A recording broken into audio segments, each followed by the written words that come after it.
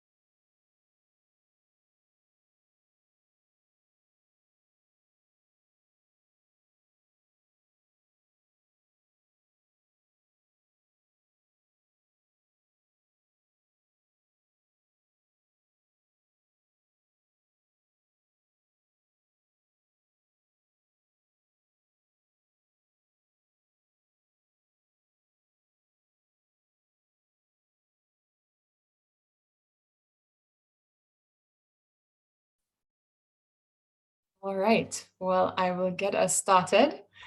My name is Laura John, and I am the project officer for the Eastern Caribbean Global for the Eastern Caribbean Green Entrepreneurship Initiative under the Global Green Growth Institute, based here in St. Lucia, working with the GGI Caribbean office. So I will just kick off the session by going through a few housekeeping matters to start things off. This session is intended to run for 2 hours. We will be recording it and sharing both the recording and presentation materials with our registrants once they become available. Please ensure that your login ID states your name, your business or title. That way you all can network in the chat, connect with people who you think may be of interest to you. So we highly encourage that. If you have any questions, please use the Q&A box. So note that that is different to the chat box.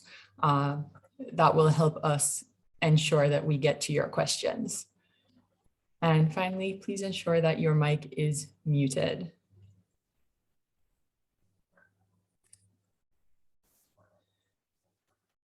The session today will start off with welcome remarks from our GGI Caribbean representative and OECS Commission representative. I will then provide an overview of our Greenpreneurs program. This will then be followed by a brief discussion or introduction, of our Jamboard mural. Don't worry if you don't know what that is, we will explain. And then we will jump into our Q&A with our panelists and moderator. Once we've gone through the panel discussion, we will have an opportunity for the audience to ask questions to the panelists. And then this will be followed by a discussion around this same very mysterious mural that I mentioned previously. And then we will close the session. So looking forward to a very dynamic and engaging session on a very, very important topic, women and green entrepreneurship. So to start things off, I do want to officially welcome everyone and to especially acknowledge our OECS colleagues and representative, Mrs. Jacqueline Emmanuel Flood, who will be providing some welcome remarks, as well as our GGI colleagues and representative, our country representative, Dr. Kristen Deason, who will also be starting us off with some welcome remarks. And a big welcome to, I know we have some of our Incubator participants who are logged on to this session, as well as a number of professionals from the OECS region, the wider Caribbean, as well as internationally. And last but by no means least, a big welcome to our moderator and our panelists who will be the highlight of today's session. So without further ado, I will hand over to Dr. Kristen Deason for a few welcome remarks. Thanks so much, Laura. Good morning, everyone, and thank you so much for joining us today for this exciting event. I apologize, I have some background noise here. I hope you can't hear it. There seems to be a car alarm going off, but hopefully that will stop shortly. So as Laura mentioned, my name is Kristen Deason, and I'm the country representative for the Global Green Growth Institute in the Caribbean, based here in St. Lucia. And if you're not familiar with GGGI, you can go to the next slide. Laura, it shows a slight overview of our organization. We are an international intergovernmental organization headquartered in Korea. We have 43 members, and our mission is to help our members transition to a model of economic growth that is environmentally sustainable and socially inclusive. All of our members are governments, except for here in the Caribbean, where our member is the OECS, the Organization of Eastern Caribbean States. So we work with the OECS Commission at the regional level and with OECS member states on the national level on projects relating to climate change, renewable energy, green entrepreneurship, and climate finance. Our overall goal is to support the region on creating policy frameworks and mobilizing finance to meet sustainability and climate goals and to become more resilient to the effects of climate change.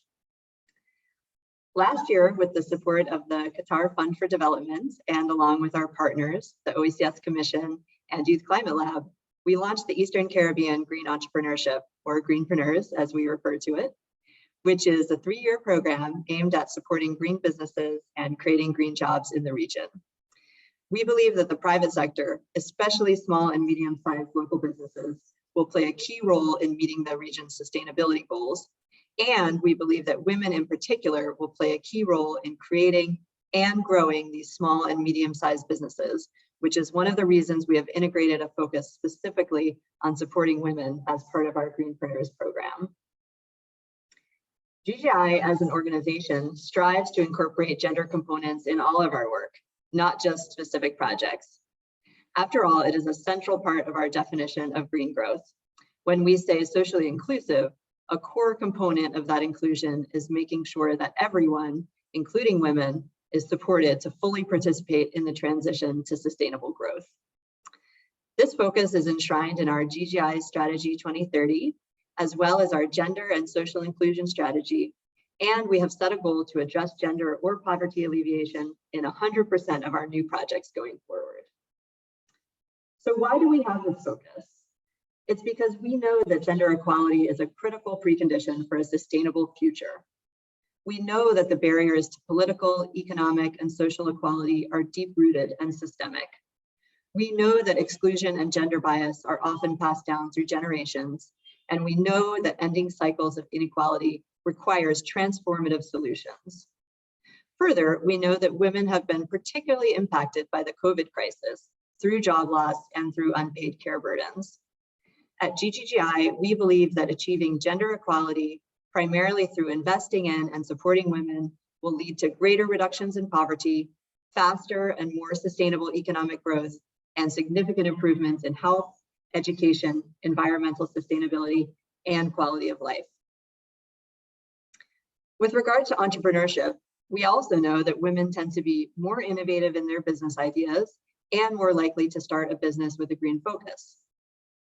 We know that women are more likely to employ other women in their businesses, and that women tend to face greater barriers in access to finance, capacity building, and cultural norms. With that background, we have organized this event as a way for women in innovation and entrepreneurship to hear from others about their journey, about the barriers they have faced, and how they were overcome. We hope that you will be able to network with others in the chat, as Laura mentioned, to share experiences, make connections, and generate ideas for continuing to do great things in the future. We also intend to have this event be a learning experience for our team as well, to hear from you about what challenges you face so that we can understand better how to support you in the future through this program and others. Thank you very much. Back to you, Laura. Thank you very much, Kristen. I think that was an excellent introduction to today's session. I will go ahead and now introduce our second speaker, Mrs. Jacqueline Emmanuel Flood, who is the Director of Economic Affairs and Regional Integration Division with the OECS Commission. Mrs. Flood has contributed towards the development of business and trade landscape in St. Lucia for over 20 years, and she has a wealth of practical experience in working with both public and private sectors and in forging public-private sector partnerships for advancing national and national development objectives. Her specialization includes development planning and project development, investment analysis and finance, and trade promotion. Currently serving as the Director of Economic Affairs and Regional Integration at the OECS Commission. But prior to that, she was the head of the competitive business unit for the OECS Commission, where she was responsible for leading the Commission's initiatives in entrepreneurship, export development, and private sector development in general. She was also the former director of the Office of Private Sector Relations, the main implementation agency for the government of St. Lucia's private sector development program, Export St. Lucia. In this position, she held the responsibility for implementing St. Lucia's national export development strategy. She also currently serves on the board of directors of CARICOM Development Fund. So I would like to hand over to Mrs. Flood to now give some brief welcome remarks. Thank you, Laura, for this very detailed introduction. I am really very happy and honored to bring these few very brief opening remarks to this Women in Green Innovation webinar today. And so dutifully, I would like to recognize our moderator, Ms. Rufina Paul, a professional that I have known for a very long time in this region. I want to recognize Ms. Dr. Kristen Dillson, who's the GGI Caribbean representative who's just addressed us. Mr. Karim Geese, the head of the OECS Competitive Business Unit, distinguished panel of entrepreneurs, and also I want to recognize the GGI team, the OECS team. It takes a lot. It's good to see a lot of the effort that's going to bring this webinar together. And finally, but most especially, the participants and entrepreneurs who are with us today.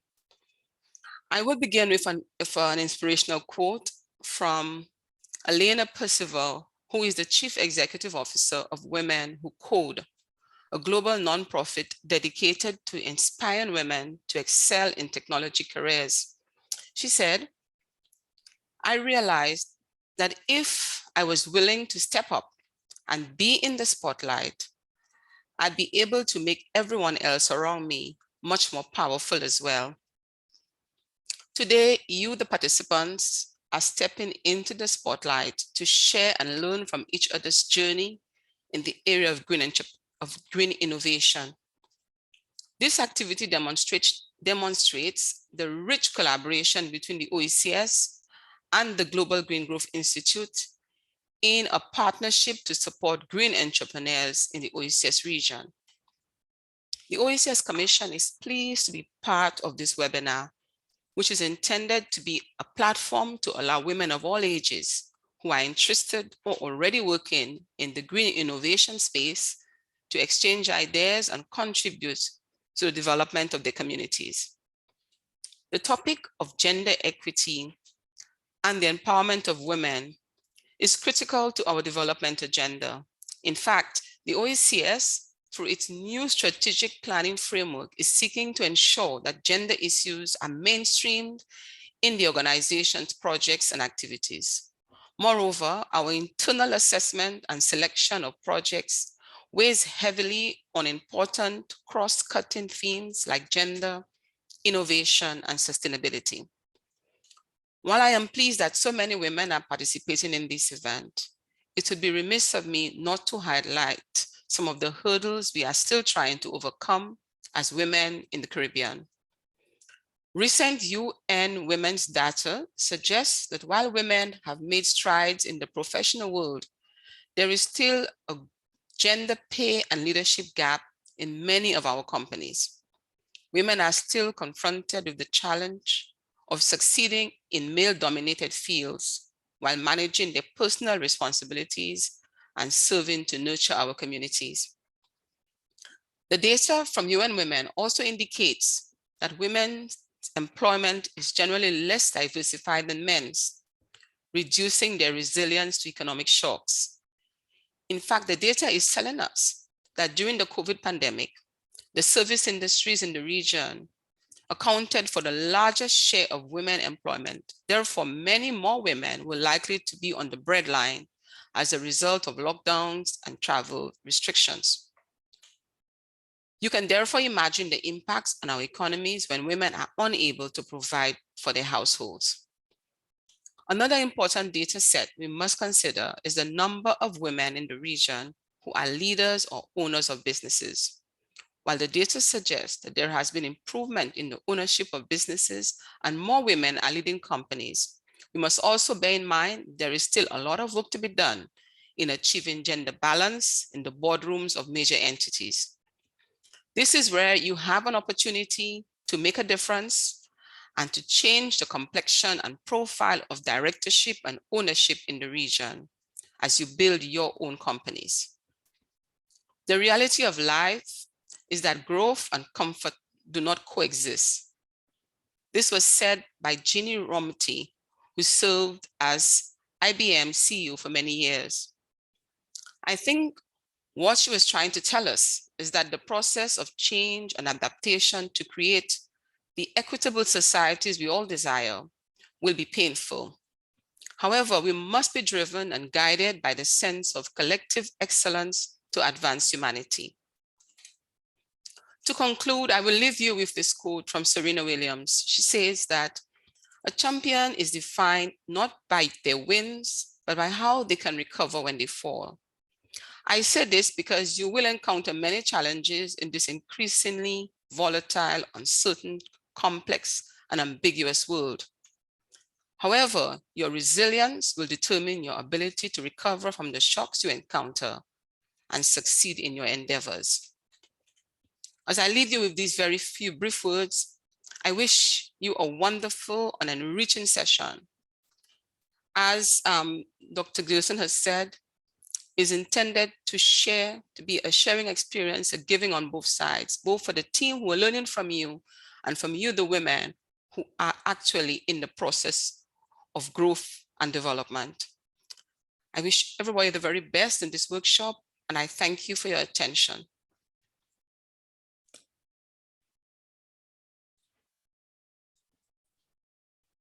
Thank you very much, Mrs. Flood. Very inspiring words indeed. I will now move forward to share with you just a brief overview of our Eastern Caribbean Green Entrepreneurship Initiative.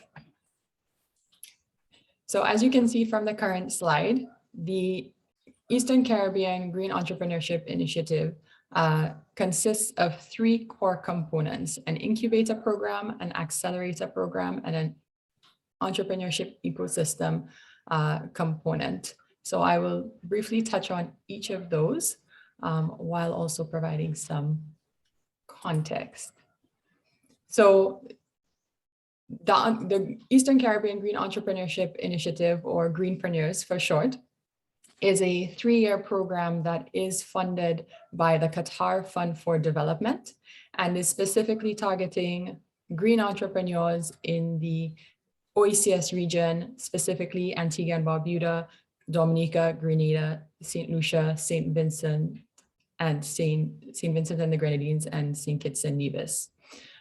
We have a number of partners, including the OECS Commission, Youth Climate Lab, which is an Canadian-based youth organization, as well as the national governments, financial institutions, and very importantly, on the ground partnerships with the business support organizations.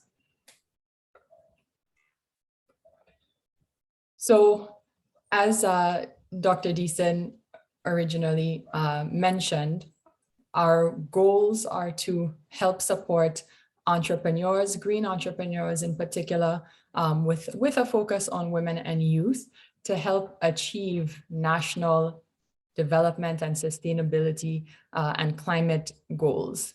And to do this, it means understanding what is green entrepreneurship. And for us, it's really about the embodiment of the triple bottom line, which many of you may have heard of, where we recognize profit is not the most important component of running a business. In fact, it needs to be balanced with environmental sustainability and social impact.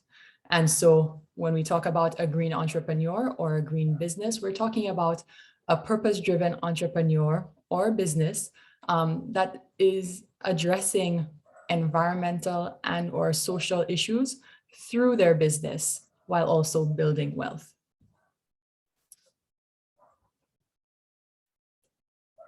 Our Incubator program, which was actually the very first component of our Greenpreneurs that we launched in July of last year, but officially started in terms of our training in November of 2021, includes a 12-week virtual training program for early stage startups. So we're looking at people who may just have a green business idea or have already launched or in those beginning stages of piloting this idea. And we wanted to provide them with support. So we looked at providing the virtual training over the course of the 12 weeks, in addition to having a mentorship program where we would match mentees with mentors with expertise in their specific area, as well as having networking events, because we know how important relationship building is to create opportunities for young entrepreneurs, as well as a pitch competition. So once you've completed the training, you have the opportunity to actually secure $10,000 US in seed funding. So we have, as you can see, a picture of our first cohort of 20 teams that participated. Happy to say that 80% were women who took part. And we're now coming to the end of our business competition. And by next week, looking to have our graduation ceremony to close off our first incubator and also announce the winners of the business competition. So it's actually a very exciting time for us as we've gotten to this point in the program. We also have an Accelerator program, which is specifically geared to supporting growth stage businesses. So these are businesses that are established, have gone through that early startup stage already, and are now at that point where they require additional capital to really scale and grow their businesses. With the Accelerator program, we will have learning opportunities with modules on very specific topics like business continuity planning or strategic thinking.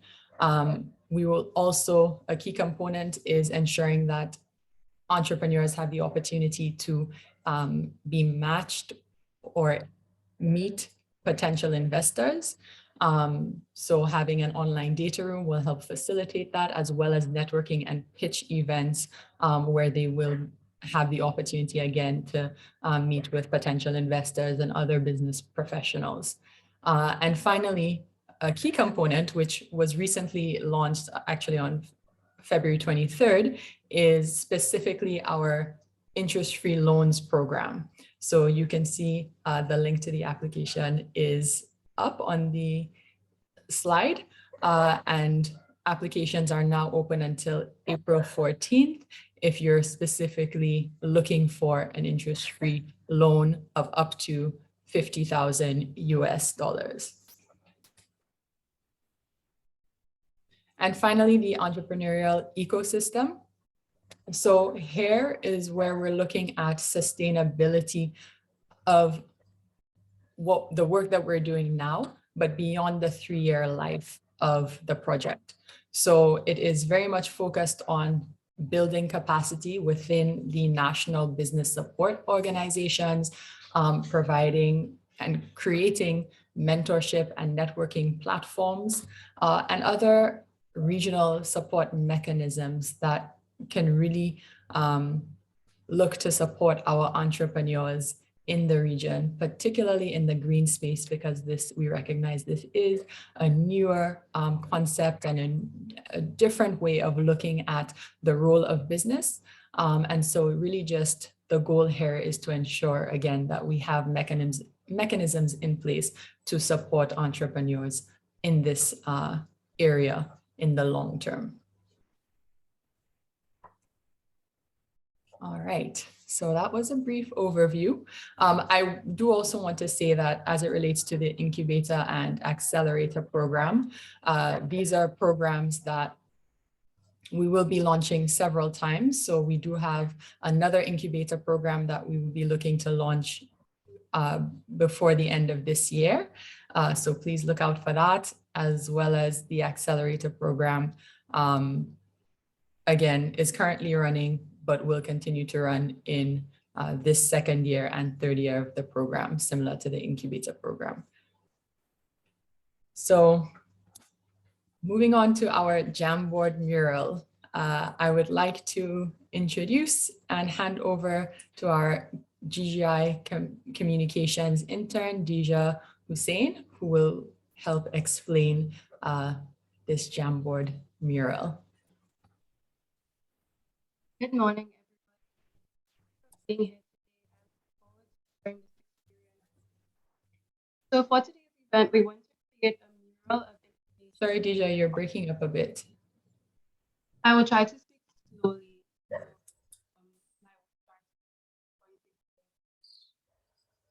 So for today's event, we want to create a mural of information that all participants can benefit from along their green entrepreneurship journey.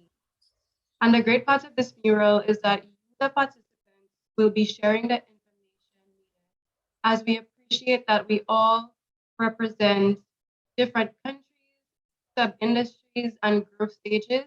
And we want you all to leave this event with the tips that you may need. So the link will be shared with you all in the chat, and it will take you to a Jamboard page on your browser. And how you will share information under the questions, we have share business support service available in your country. What skills do you want to build related to green entrepreneurship? What support or resources would be most valuable to you? And lastly, share any game-changing tools, programs, and so on that you use on your business journey. And how you will add your response to this is by, to the left of this page, there's a white little icon with black lines on it. This is the sticky note icon. And you will click on the sticky note. Laura, if you can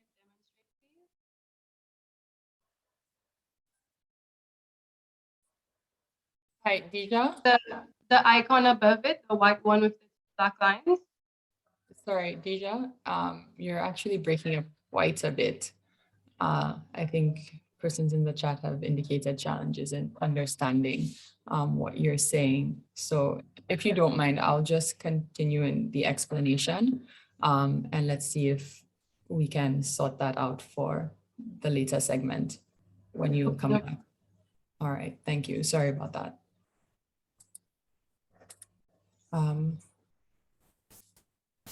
So apologies for the technical difficulties there. As my colleague was explaining, I have actually just shared the link for the Jamboard mural in the chat. So everyone should be able to access that. And once you're in the Jamboard, which is our little virtual mural, you will see a vertical dashboard on the left-hand side with a number of icons. And here we have a sticky note icon that you can click on, which will allow you to type and also choose the color of your sticky note, which we ask you to coordinate based on the colors already being used in the various columns. And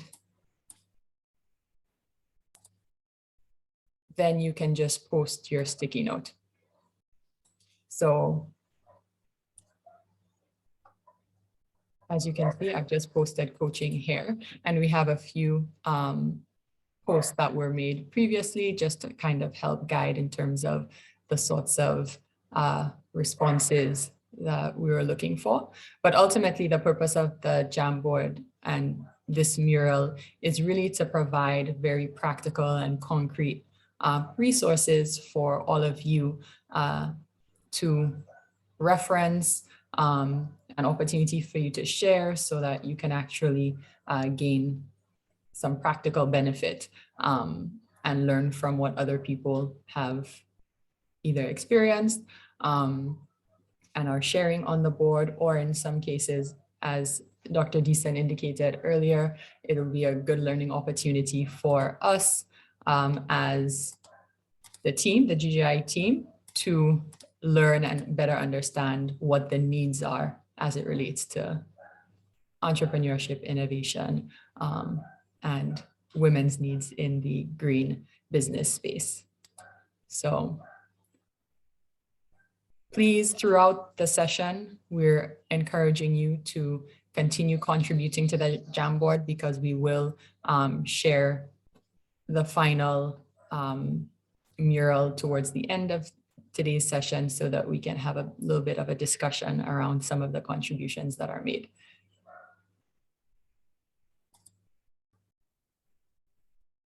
All right.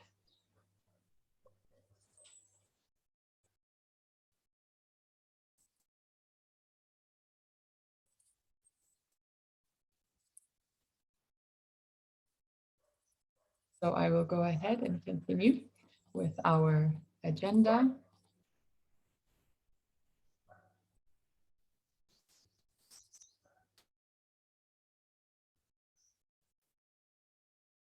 Please let me know when you can see my screen. Can everyone see my screen again? Yes, we can. Yes, okay, great. So now I am happy to introduce to you our moderator for this morning's session, Ms. Rufina Paul, who is a gender and sustainable development professional with a near 4 decades of experience in participatory and gender sensitive agriculture and rural development. After 25 years of public service and professional development, she opted for an early retirement in 2000. And as an independent consultant, she has a proven track record of delivering client expectations as per her various assignments throughout the OECS and Caribbean. Her strengths include emotional intelligence, leadership, and mentorship. So throughout her professional career, she has had a passion for gender mainstreaming and championing of gender-aware processes, policies, and practices. Apart from gender expertise, her strengths include strategic planning, participatory rural appraisal techniques, agriculture value chain analysis, networking, and mentorship. So it is our pleasure to hand over the moderating responsibilities to Ms. Paul, who will now lead us through the panel discussion. So handing over to you, Ms. Paul. Thank you, Laura, and good morning to the audience, and let me adopt the protocol already established and to say welcome to everybody. I really am pleased to be part of this engagement today because, as you just said, gender is my vocation. so to speak. And the audience for the event today is essentially women of all ages who are interested and always working in the green innovation space. Even if we did not call it the green innovation space, the reproductive economy can be considered part of the green innovation space, so to speak. And gender equality today for sustainable tomorrow has been the theme of the United Nations for International Women's Day this year, 2022. And this Women in Green Innovation panel is therefore, a celebration of International Women's Day, which was on March the 8th. And this initiative, in fact, serves to create a space for women and green entrepreneurs to share their stories, discuss challenges, and how they have overcome them, and to connect with other women in the field. So networking is part of the whole undertaking here as well.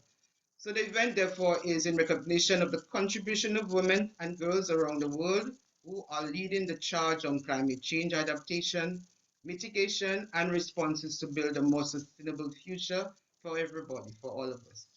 Women are, in fact, strong advocates for the green recovery in our nations, the green economy in our nations, and they have been struggling along in doing that. And as I said before, in that discussion, we have to bring on board their role in the reproductive economy, where a lot is done unpaid, unrecognized, invisible, but it in fact a very important part of the general economy. Because as I recall, the OECS official did, Jackie, if I could say Jackie, and forgive me for that, said, well, in terms of COVID, women from research has shown that they have bear the brunt of the whole process. And in fact, what it is in fact saying, if we dig deeper, is that with COVID, what happened, which we are not able to quantify, is that the reproductive economy really hit into fifth gear, if you want to say so, to sustain us throughout it all. So, in terms of studies, it has shown that women are more likely than the male counterparts to start a business.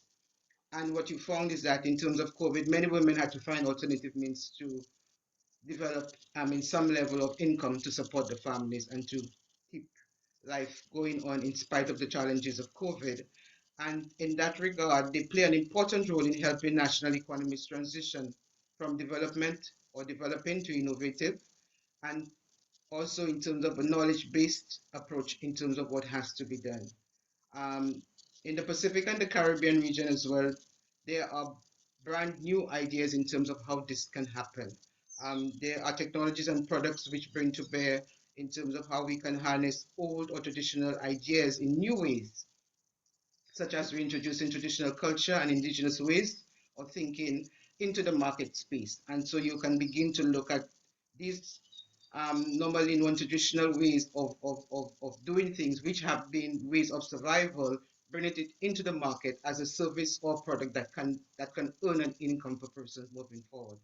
So the panel brings our attention to elements of the green entrepreneurship, the challenges and opportunities for female entrepreneurs to spark inspiration and ideas for women, to really see the green entrepreneurship as a way in terms of developing their potential and realizing their ambitions in terms of their livelihood systems and building sustainable livelihoods.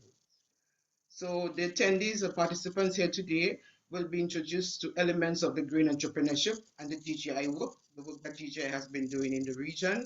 It will also bring to bear understanding and have discussion on key challenges and opportunities for women entrepreneurs throughout various stages of business development. And also, through our discourse in the panel, we will look towards fostering inspiration, ideas, support for women and grown entrepreneurs to scale up their ambitions moving forward. So as well, we also want to help participants to gain actionable insights and practical tips for participants on the entrepreneurship journey of the panelists. The panelists who will be sharing their stories with us, as well as pointing to tools, resources, and opportunities that can help in terms of helping persons to start up or further develop their respective businesses. So we call on the participants to use the opportunity that's presented here to build your networks and to build connections in terms of moving forward as green women entrepreneurs in the region. So I'm happy. I was looking at the attendees we have on the platform today, and I see that we have persons throughout the globe, actually. We have persons throughout the Caribbean, as well as the United States. We have persons from Suriname, which is part of the Caribbean. I see someone here from Pakistan. So we have a wide audience. So it is in fact a very, I'm happy to be part of it and to help along in terms of the discourse moving forward. So I look forward to us really having a rich discussion this morning. All right. Then move forward. So I will move straight into introducing our first panelist. But before we do that, let me just speak to our panelists. We have 4 panelists on today. Dr. Efio Akuma, who is a PhD. She's the founder of Think and Pay Village. We have Anastasia Elliott, who is the Chief Executive Officer of Sugartown Organics. We have Sonia Reese, who is a gender focal point for the OECS at the OECS Commission. And we have Laura Peters, who is the Managing Director of Nuance Security and Solar Systems. So very interesting areas of engagement, some of it from the institutional perspective as well. So we're looking forward to some rich discussion in terms of what has been the experiences, what are the challenges, and how we see us building a better platform for women to develop sustainable livelihood systems using the green space. And in terms of the green space as well, being more able to explore and understand the green space of the reproductive component of it all. I would like at this point, should I introduce Laura the question, the trivia? Yes, so let's launch that first trivia question, and then we can introduce the first panelist. We're going to start off with a trivia question, just to get the participants engaged in what we're doing. So our first trivia question we're asking the participants to speak to is, which sustainable development goal or goals do women in the green innovative space achieve when they engage in the green economy? We have sustainable development goal number 13, which speaks to climate change. Sustainable Development Goal number 11, which speaks to sustainable cities and communities. Sustainable Development number 12, Goal number 12, which speaks to responsible consumption and production. And Sustainable Development Goal number 5, which speaks to gender equality. So we're asking participants to engage with us from the start and to vote on which of the goals you think are impacted by activities within the green entrepreneurship space, green innovation entrepreneurship space.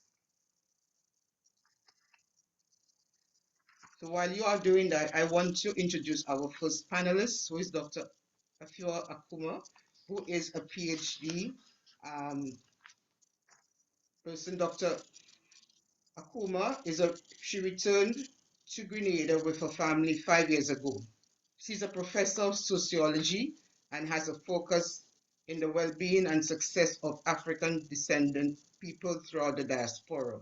More specifically, she has interest in sustainability, agriculture and agro-processing, youth development, entrepreneurship, and educational programming that support these types of endeavors.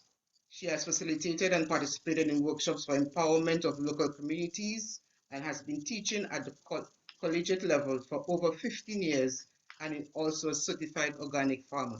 So she is someone who can speak to her experiences in terms of becoming a certified organic farmer, which from experience, in terms of the technical understanding of it all, is not an easy certification to gain in the purest and classical sense of organic farming. I would now like to call on Dr. Akuma to speak to us on her experiences, but let me just start off with a question to her in terms of the challenges that she's been experiencing moving forward. Can you put up the questions for me, please, Laura?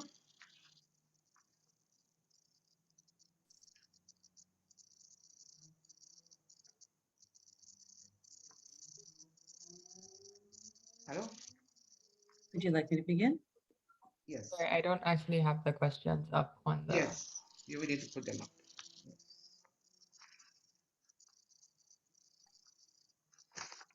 Okay, well, let me just say to you, tell us your story then in terms of what has inspired you to work in the green innovative space. Sure. Can you hear me well? Yes, we can. So, Hi, good morning. I'm Dr. Akuma. And I want to tell you a little bit about my business, Think and Play Village. But before I do, let me tell you some of the things that kind of inspired me to move into this space. So, as mentioned, I'm a sociologist, which means we study behavior. And if I were to give say, a course, would the information in that course then change your behavior to be something more ideal? Before I became a sociologist, though, I studied educational psychology and just how one acquires knowledge. And I became very committed to this concept of experiential and transformative learning, which simply means instead of just reading about the content that you're learning or listening to a lecture about the content that you're learning, you are experiencing it. So, for instance, a very simple example, if I were working with students and I wanted to reinforce some concepts, I could do something like bake a chocolate cake, right? So in baking that chocolate cake, I get to talk about math and measurements, science and temperature, chemistry. And a beautiful thing here in Grenada is we have cocoa. So we get to go from looking at local culture, what that cocoa pod is on the tree and how it gets to the stage of a chocolate cake. And it's a win-win because you have now an edible science and art project. You get to tap into all these topics. And this is how experiential learning works. You're more committed to sometimes the topics that you're talking about because you have this very rich experience with it. So that's the first thing that really informed how Think and Play Village has developed is my educational background and those experiences. But another thing is having children. I have two, one that is 9 and one that is 10, and they are absolutely brilliant, especially when it comes to technology. But you know, most children in this time, you give them a technological device, and in very short time, they're teaching you how to use it. It's like they're pre-programmed for technology. And as I enrolled them in schools in Grenada, I realized that the technological aspect of who they are was not going to get cultivated. It was not going to get nurtured, not for existing technology or emerging technology. And so I said, I will go home and create extra curriculum for them to engage in technology, especially as it relates to sustainability. Because the more you research sustainability, the more you realize technology is being used to propel us forward in meeting sustainable development goals. And so those two things kind of really impacted the way that I see how we could move forward in the green innovation space. So I took those two things, and the goal of Think and Play Village is really to move people towards more sustainable behavior. So we are building, it's a Think and Play Village is not yet born, it's in the process of being born. But we will do so by having a think tank so we can make assessments and have solutions and then act upon those solutions. We will have an incubator farm where we'll have an agro photovoltaic tiny farm. And what that basically is being able to grow vertically, which sometimes you can get 6 times as much growth growing vertically as you would in that same space if you're growing on the ground. And your plants are underneath a canopy of solar panels.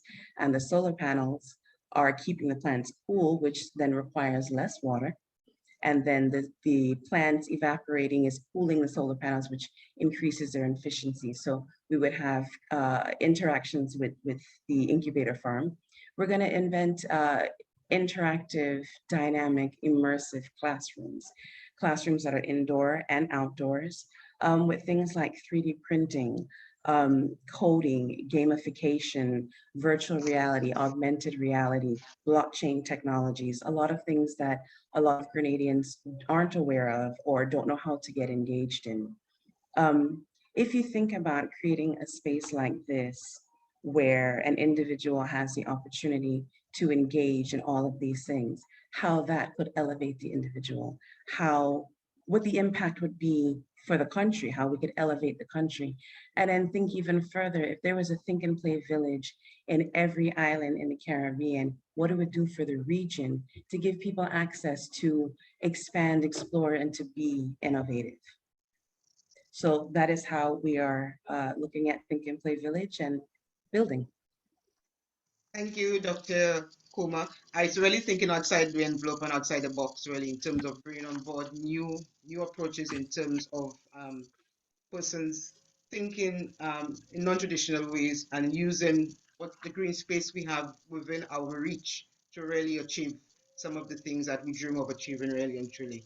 And the whole idea of the vertical space is something that we need to begin to look more closely at, because land in itself is becoming a very difficult commodity to secure access to for some of the farmers. So in terms of moving forward, I think your ideas, and particularly using the classroom setting in a new and non-traditional way, is really a way of encouraging persons to really um, think and play in a different way.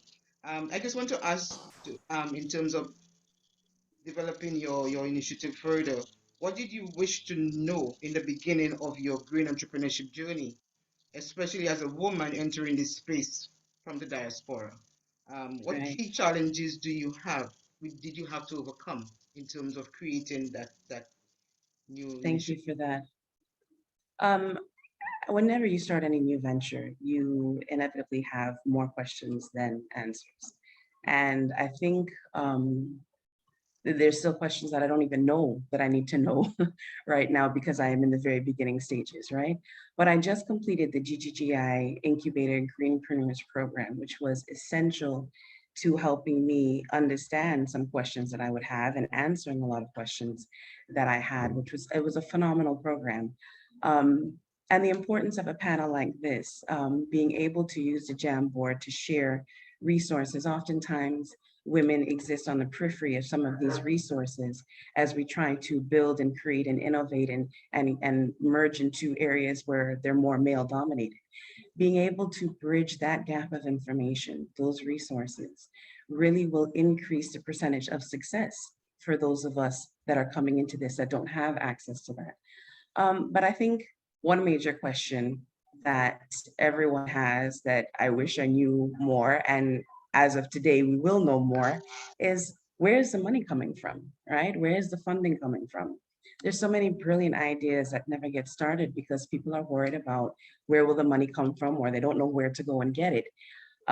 We will have several revenue generating streams, but in thinking about where is the money coming from, I also think about the population who could use these opportunities, right? Because to create an opportunity where only people who can afford to participate in it is not really an opportunity at all, because there's a lot of people that need access to it and won't necessarily have it. So we have been thinking about ways in which we can ensure that people do have access to the opportunity. So for instance, we are going to build a digital currency as part of Think and Play Village. And this digital currency, you could always purchase it. It would be called a virtual chit. So, you know, when you go to a family function and you buy your chits or you buy your tickets and you redeem them for food or for entertainment, it works the same way, but just digitally, virtually. And so what we're doing is, if you are unable to afford to take a course that you're interested in, you could volunteer at the village and earn currency. You can volunteer at approved sites across the country. So say someone is indigent or elderly or needs some assistance or wants to build a garden, and we could help facilitate that. We'll get a crew together, and those volunteers will go and do those things that are necessary in the country and earn currency to then come back to Think and Play Village and be able to participate, right? Students, we are trying to incentivize students to do well in school. And aside from reinforcing the topics that are being taught in school and expanding upon them, if a student gets their grades and submits their grades in exchange for currency, then they will be able to also come and participate in Think and Play Village. Now, we're incentivizing them because the better your grades, the more currency you would earn, right? Another way is just gaining knowledge. So right now, Grenada does not have a public library that is open. But we don't need to wait for an actual physical building. While I will attempt to build a small library, being in school for as many years as I have a very extensive collection. But there are so many virtual resources out there to be able to access information to improve upon oneself. So we're going to design a way for you to demonstrate that you've read a book, and in reading that book, you can then earn currency as well to come to Think and Play Village. We're doing this because it is important for everyone to be able to participate. And this gives everyone the means to be able to come and participate at Think and Play Village. Long term, I think about this question of where will the money come from? And I do believe in the strength of what we're doing and that we will get the support to do it. And ultimately, we want to provide entrepreneurship training that is very sustainably minded so that every aspect of our lives, from our individual everyday tasks to the businesses that we think about building, will have sustainability in mind. We want to create an entrepreneurship program where we can train individuals in this way and then provide microloans, because then we can kind of address the issue of where is the money coming from. If you're willing to put the work in, you have the good ideas, then we would be able to assist in you starting whatever it is that you would like to start. So I really, there's so many questions, but that I think is the biggest question that I think we all kind of struggle with, is where's the funding coming from? But I believe that after today, we will have a number of resources from this panel that is discussing these topics, but we could continue to share so that as resources come about, we are aware of them and we can engage and just increase our success. Thank you very much, Doctor, for that. I think we really appreciate the thinking, really and truly, in terms of thinking of non-traditional ways, and also one of helping to build some level of sustainability by persons doing for themselves, particularly starting with transformational thinking in terms of how things can be done, and the issue of where the money comes from. Trust me, sometimes money is not normally the problem. I think a lot of times our social capital, in terms of persons appreciating the need to work together. If we work together better, and that social capital sometimes can yield more than just the financial capital, so to speak. Absolutely. So I think we have to begin to appreciate that most times our poverty comes from our low level of social capital. And if we change that around, some of the financial capital will be better utilized in terms of realizing much greater returns moving forward. So I think you're on the right track. I really appreciate your thinking. It's an ambitious one. I see in the chat where persons are saying this is a very much needed venture, and a lot of people are applauding. Amazing work, Dr. Akuma. It's so great to hear about your business in more detail. Brilliant. Looking forward to following your progress. Well done. That is coming from one of the participants in the session. Thank you so much. So there's a lot of encouragement, and I really want to applaud you for that initiative, really and truly. And there's a lot more that could be discussed. It could go for the whole day speaking about it.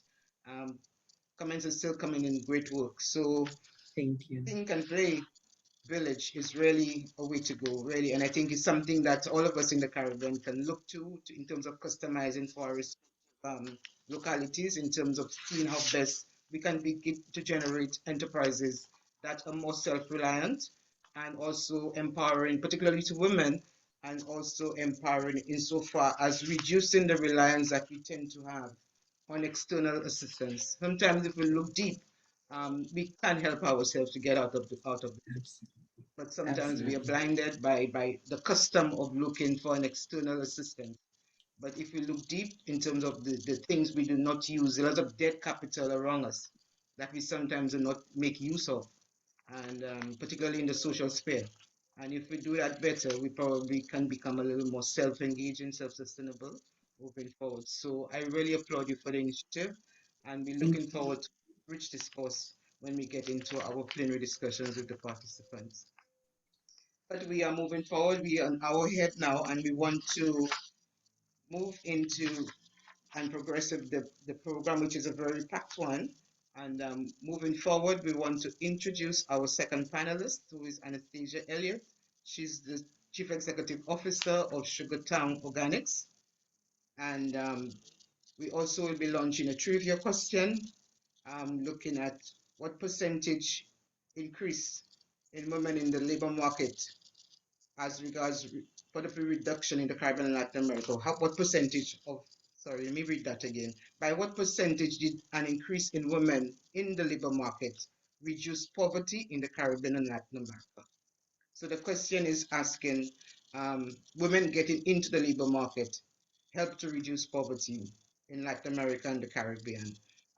We have given 3 percentages, 23%, 18%, and 30%. And we're asking our participants to engage with us in terms of indicating what percentage decrease was there from women getting into. So there is a quote here which says, "Raise a son and you will raise a man. Raise a girl and you will raise a nation."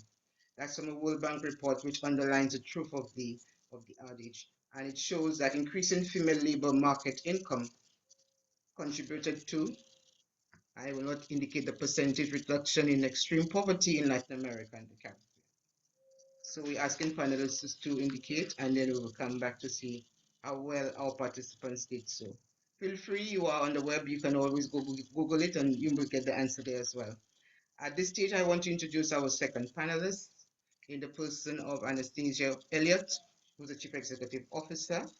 And Anastasia is from the Twin Island Federation of St. Kitts and Nevis, and she's a businesswoman, a natural health advocate, a champion of food and nutrition security, and a promoter of entrepreneurship, also women's empowerment, agricultural innovation, and green living.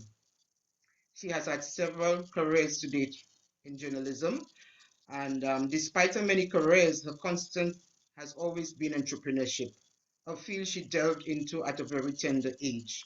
She holds an associate degree in culinary arts, a diploma in organic hair care formulation, a certificate in botanical formulations, a diploma in organic skincare business, and she is a trained administrative and personal assistant. Today, Anastasia is a co-founder of her own company, Sugartown Organics, which she launched in 2010. And Anastasia's company describes its brand as its people, food, and culture, taking an adventurous, vibrant, and active approach to health and wellness, using agriculture as the chosen vehicle. I want to, at this point, introduce Anastasia to us and to ask her to speak with us in terms of having faced challenges, Anastasia, in entrepreneurship related to balancing other aspects of your life, such as family. How did you deal with that? Have you faced any challenges trying to balance your entrepreneurship ventures with your life in the family? All right, thank you for that, Rafina. Good morning, everyone. Thank you for having me. I would say I was very fortunate starting out. I had the support of my family. And so I think that sort of alleviated a lot of the challenges that I could have had as a new business person or businesswoman starting out. My challenges mainly came from the fact that I was young and female in a very male-dominated space. I wasn't taken very seriously starting out. I had to sort of find my own way a lot. I had setbacks where like men would literally ask me like, why do you want to work so hard? You're pretty, just find a rich husband. Like things like that I had to deal with. And I see some of you smiling, so you probably understand that. And so I had to really fight my way as an entrepreneur to be taken seriously. One of the things that I did, instead of trying to navigate a space within my local sphere, I reached out to international and regional agencies for assistance, just to get myself to a point where I didn't have to rely on a lot of outside influences. Like I didn't have to go to like a male company for assistance with, say, graphics, or if I wanted to build capacity within my business. I didn't have to go outside and have to deal with those kind of sexist comments with all the thinking less of me because I'm a female. And so that's really where my challenges came from, just my sex, really. But today, I'm happy to say I'm in a space where now I can mentor other women coming up and sort of guide them to some of those pitfalls. Because, yeah, I've gone past them in a way, but they're still there. So other women coming up are still dealing with them. Now I'm able to say, okay, you don't have to deal with this. You don't have to put up with this behavior from them. You can do this instead and get the same results and still keep your dignity, not have to lower yourself to what they're trying to lower you to, just to succeed. Okay. Well, okay. Indeed, I mean, you use the word you have to fight your way through. Yeah. Again, it's part of our cultural environment where there's certain expectations of women and a woman's place, really. The whole adage, Yeah. women's place is in the home. But I think you need that level of endurance to really move beyond that in terms of seeking new avenues, in terms of creating your sustainability and also some Yes. level of self-reliance. As I tell you, why don't you just get a rich man? And again, Yeah. it speaks to the level of thinking in terms of the value systems that influence us really and truly. And you were able to overcome that, and it really must applaud you for that. But moving forward, and you did mention some of it though in your speaking to the question of how you balance your entrepreneurship development with your family and all the cultural undertones there. What do you think is needed to support women in growing the green innovative space in the region and unlocking the opportunities within your respective communities? I think today, as we stand, there isn't a broad understanding of what green entrepreneurship means. And I think just being able to communicate what that means and how our businesses as they stand now fit in, and perhaps with a little development can further fit in, is something that I think could be quite beneficial to women. There are a lot of training programs that are out there that are targeted towards women, but they don't necessarily have that component of green entrepreneurship and what it means and how we fit in.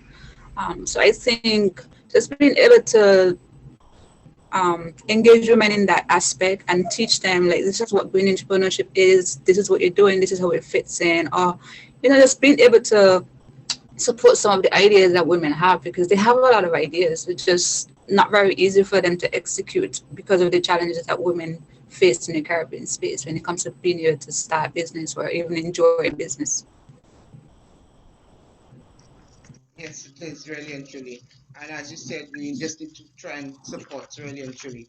And I think in the whole issue of supporting women in terms of moving into that green economy, we obviously need to better understand the burden that they face in the reproductive sphere. I mean, and the challenges you have to balance in terms of making sure that the family is not compromised in Yeah. moving towards creating some level of income or quote unquote wealth, so to speak, really Yeah, and but truly. also the woman as an individual as well, because you have that whole issue of mental health that women also have to deal with. Right. And sometimes you're stressed out, and sometimes you probably have a partner who doesn't really appreciate your level of Yeah. independence. So you really have to have a strong will in terms of making sure that you can balance the two. Do you ever experience women who probably have found a space where they can develop themselves and create some level of income or wealth or self-sustainability, having to maybe be compromised because the partner cannot deal with them anymore? Do you find that as being one of the concerns?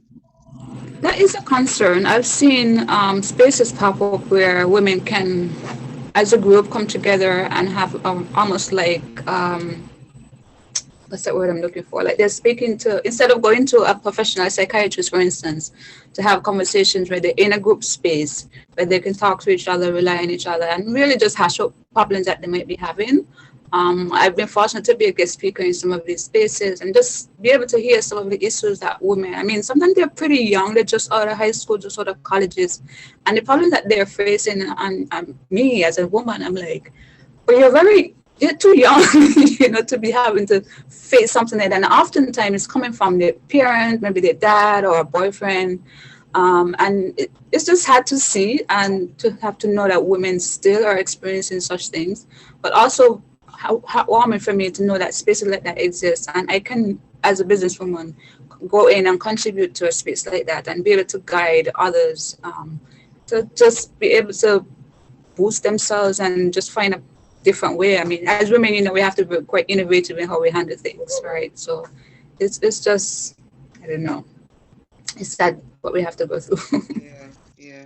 But in terms of the experiences and the talks you've had with some women who are trying to get into that space, do you find domestic violence featuring in terms of the situations that they have to deal with? Domestic violence, is it part of the what they had to overcome or deal with, or do you classify it as being that from your It experience? exists. It exists. I haven't come across too many women who deal with domestic violence in that sense. At least not from a partner. They maybe from a parent, but not But necessarily that's from a still partner. domestic violence. And then they're usually pretty young, to 18, around there. Um, I advocate against domestic violence. I support groups that help women who are trying to recover from domestic violence by equipping them with skills. So we teach some of the things that we do in house. We teach them how to do them so that they can create their own incomes and just be able to build themselves up in that way. Okay, all right. Thank you very much for that, Anastasia, Miss Elliott. Obviously, you have gained a lot of experience, and as you said, you're now able to mentor upcoming women in terms of giving them advice in terms of the best pathways to move to, in terms of getting there. So at least they can benefit from your experience, and they have somebody they can turn to in terms of telling them the pathway to move and the pitfalls to avoid moving forward. So again, I want to say very good initiative on your part, and we really want to applaud you for that. Um, the trivia question that we posted before we spoke with Miss Elliott, um, those of participants who spoke to 30%, that was the correct answer. But so in fact, by women moving into the labor market in Latin America and the Caribbean, there was a 40% reduction in poverty. So we can see the significance of women becoming engaged. And as it said, um, you raise a girl and you raise a nation. So in fact, of the employment of women and the women being able to gain an income, they were able to, because most women, their income or their whatever it is that they have access to is somebody be plowed back into the sustainability of the household. And so if you were able to develop better households, you were able to develop better persons who can become self-sustaining and help to reduce poverty as well. So we see by engaging women in the economic space and also balancing it with the reproductive space as well, we are able to do much more. So in terms of policies for poverty reduction, we have to engage with the women in terms of getting some significant level of reduction moving forward. So we are now at 10 past. We have maybe 50 minutes left in our discourse. I want now to move on to our third panelist, who is Ms. Laureen Peters. But before we do that, we are going to launch another trivia because we want to keep Sorry, our repeat the audience trivia. engaged. Apologies. We will keep the trivia for the end of the panel session. Okay, all right. So we'll do it at the end. Okay. Yes. Okay, thank you very much. So we will now introduce our third panelist, who is Ms. Laureen Peters. And Laureen is affectionately dubbed the First Lady of Solar in the local business community. Um, she's among a handful of women who is leading the charge regionally by calling for urgent change as it relates to the use of sustainable energy by governments, businesses, and communities. Laureen is the managing director of Nuance Security and Solar Systems Limited, which is the own homegrown installation and consultancy firm with global appeal. The company specializes in renewable energy alternatives and is a regional provider of solutions as far as residential, commercial, and industrial use of photovoltaic solutions. And she also does solar Wi-Fi and solar-based lighting solutions, solar-powered security alarms and controls, and solar water heaters.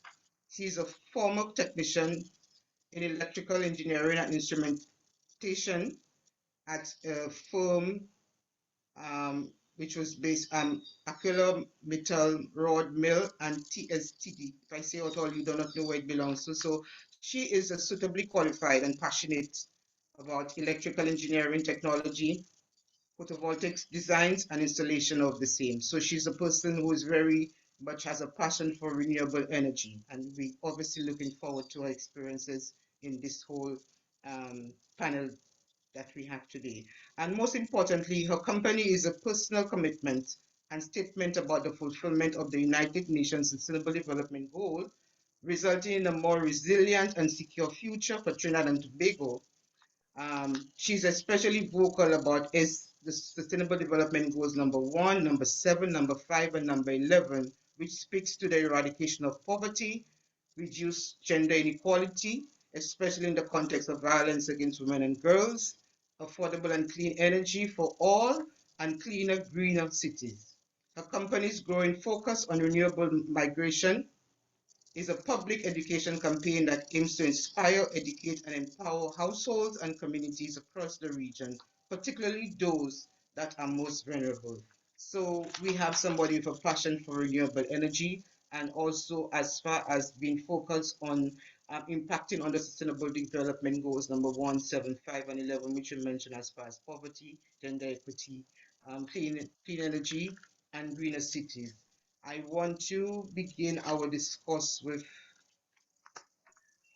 Laureen by asking her to give us some insights into how she was able to sustain that level of interest in terms of what it is that she's doing. And I have so much paper in front of me now, so I'm going to ask. I'm going to ask Laureen, whether is your industry or your sector dominated by men or women? And how does this affect your business and create specific challenges or opportunities for you in terms of your particular engagement? So Laureen, can you give us some insights into how you journeyed through that particular renewable energy pathway? And is that particular pathway dominated by men or women? And how does this affect your business and create specific challenges or opportunities So, Laureen, on to you. Good morning, everyone. Thank Good you morning. for having me here, and thank you for allowing Nuwan Solar, the only Trinidad and Tobago, well, the only Caribbean island out of the OECS in this green innovation session today. Nuwan Security and Solar Systems Limited, based in Trinidad and Tobago. I am the First Lady of Solar, and as I mentioned, the only female engineering company in renewable energy on this island. And we focus more on implementing renewable energy resources, educating on renewable energy migration or the transition from our dominated oil and gas industry and moving from non-renewable resources to renewable resources. And what we also do is to supply, install, and do the maintenance of all of the products that you can basically go off grid with. I am a lover of nature and of science, and that's how my story began. Years of experience in electrical engineering instrumentation in manufacturing DC power. And as you mentioned, TSDT, that is the telecommunication service of Trinidad and Tobago. And I had the pleasure to be in remote areas, and it was powered by, well, DC systems and solar systems. And that gave me the idea of course, we had to come to a close and they retrenched us. And I had to find the opportunity to basically survive. And most of the times that you're looking to find back a space in that industry, they tend to accept the males faster than the females. So still being the first female in that sector, getting in the entrepreneurship side of it, the business side, I found that opportunity. And that is when Nuwan Security and Solar Systems started in 2019. Of course, it was the start of the pandemic back then. And in Trinidad, there wasn't a lot of people transitioning, and it's a little slow to transition to renewable energy, but it is happening more, and I am here to educate them all about it. This industry is very new to us, so it is more dominated by males, but we are breaking that bias. We are breaking through, and we are having this female engineering team and installation team out there educating and having all these products installed for their use, whether if it's for energy efficiency, finding real estate, well, solar real estate, as I call it, to use these solar farms and to have them power up communities, solar lighting, and anything in agriculture, anything in lowering your energy consumption bill. We supply and we basically educate others about it.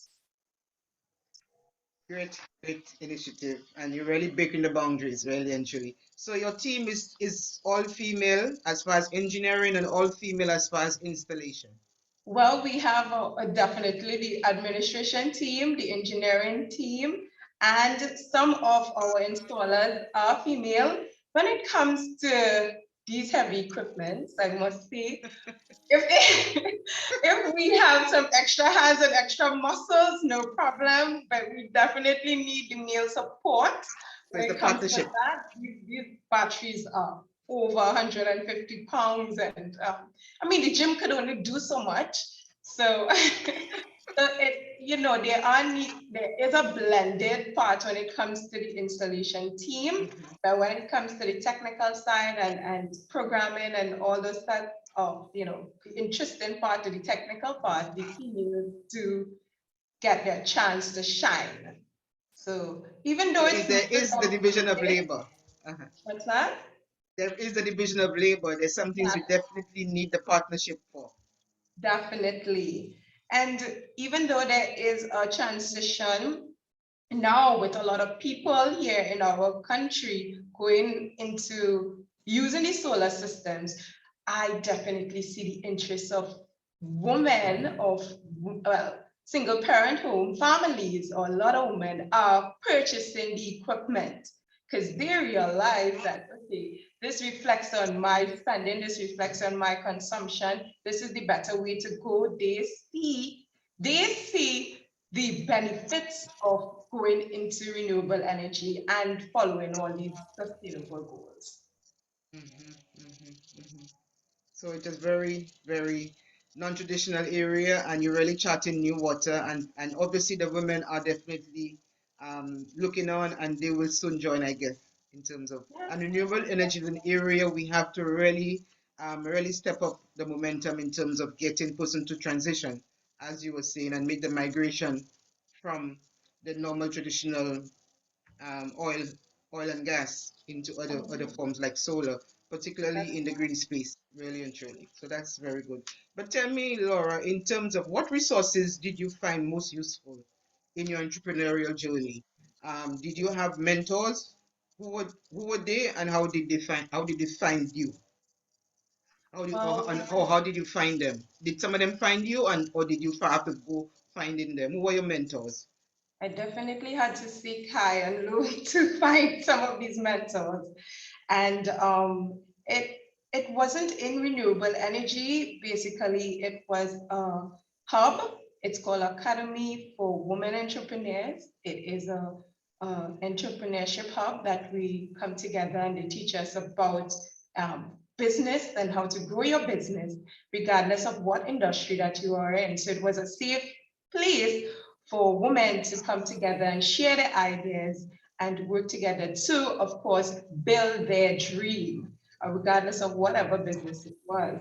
And they continuously guide us, they continuously mentor us to, in any weak areas that we find, that we could increase on or grow on, whether it becomes, we build a network, so whether if it is supply chain, whether if it is that marketing or digital products that we have to merge with web building and stuff like that to get our ideas out there.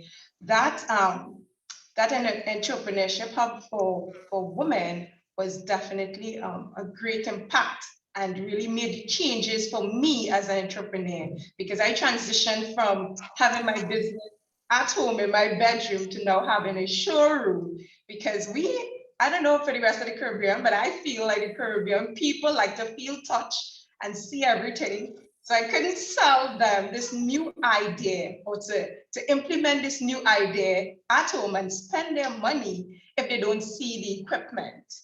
All right, so some other mentors for me, I was really intrigued by Miss Angela Rayford, and she has her own company, it is Soulco, and she was able, at 38 years old, she was able to get a 125 acre land of solar farm implemented in Jamaica. So when I read a story from losing her job and then taking all her investments and just hoping and trying to build that dream, it's like, okay, if she can do it, that's an inspiration for all of us.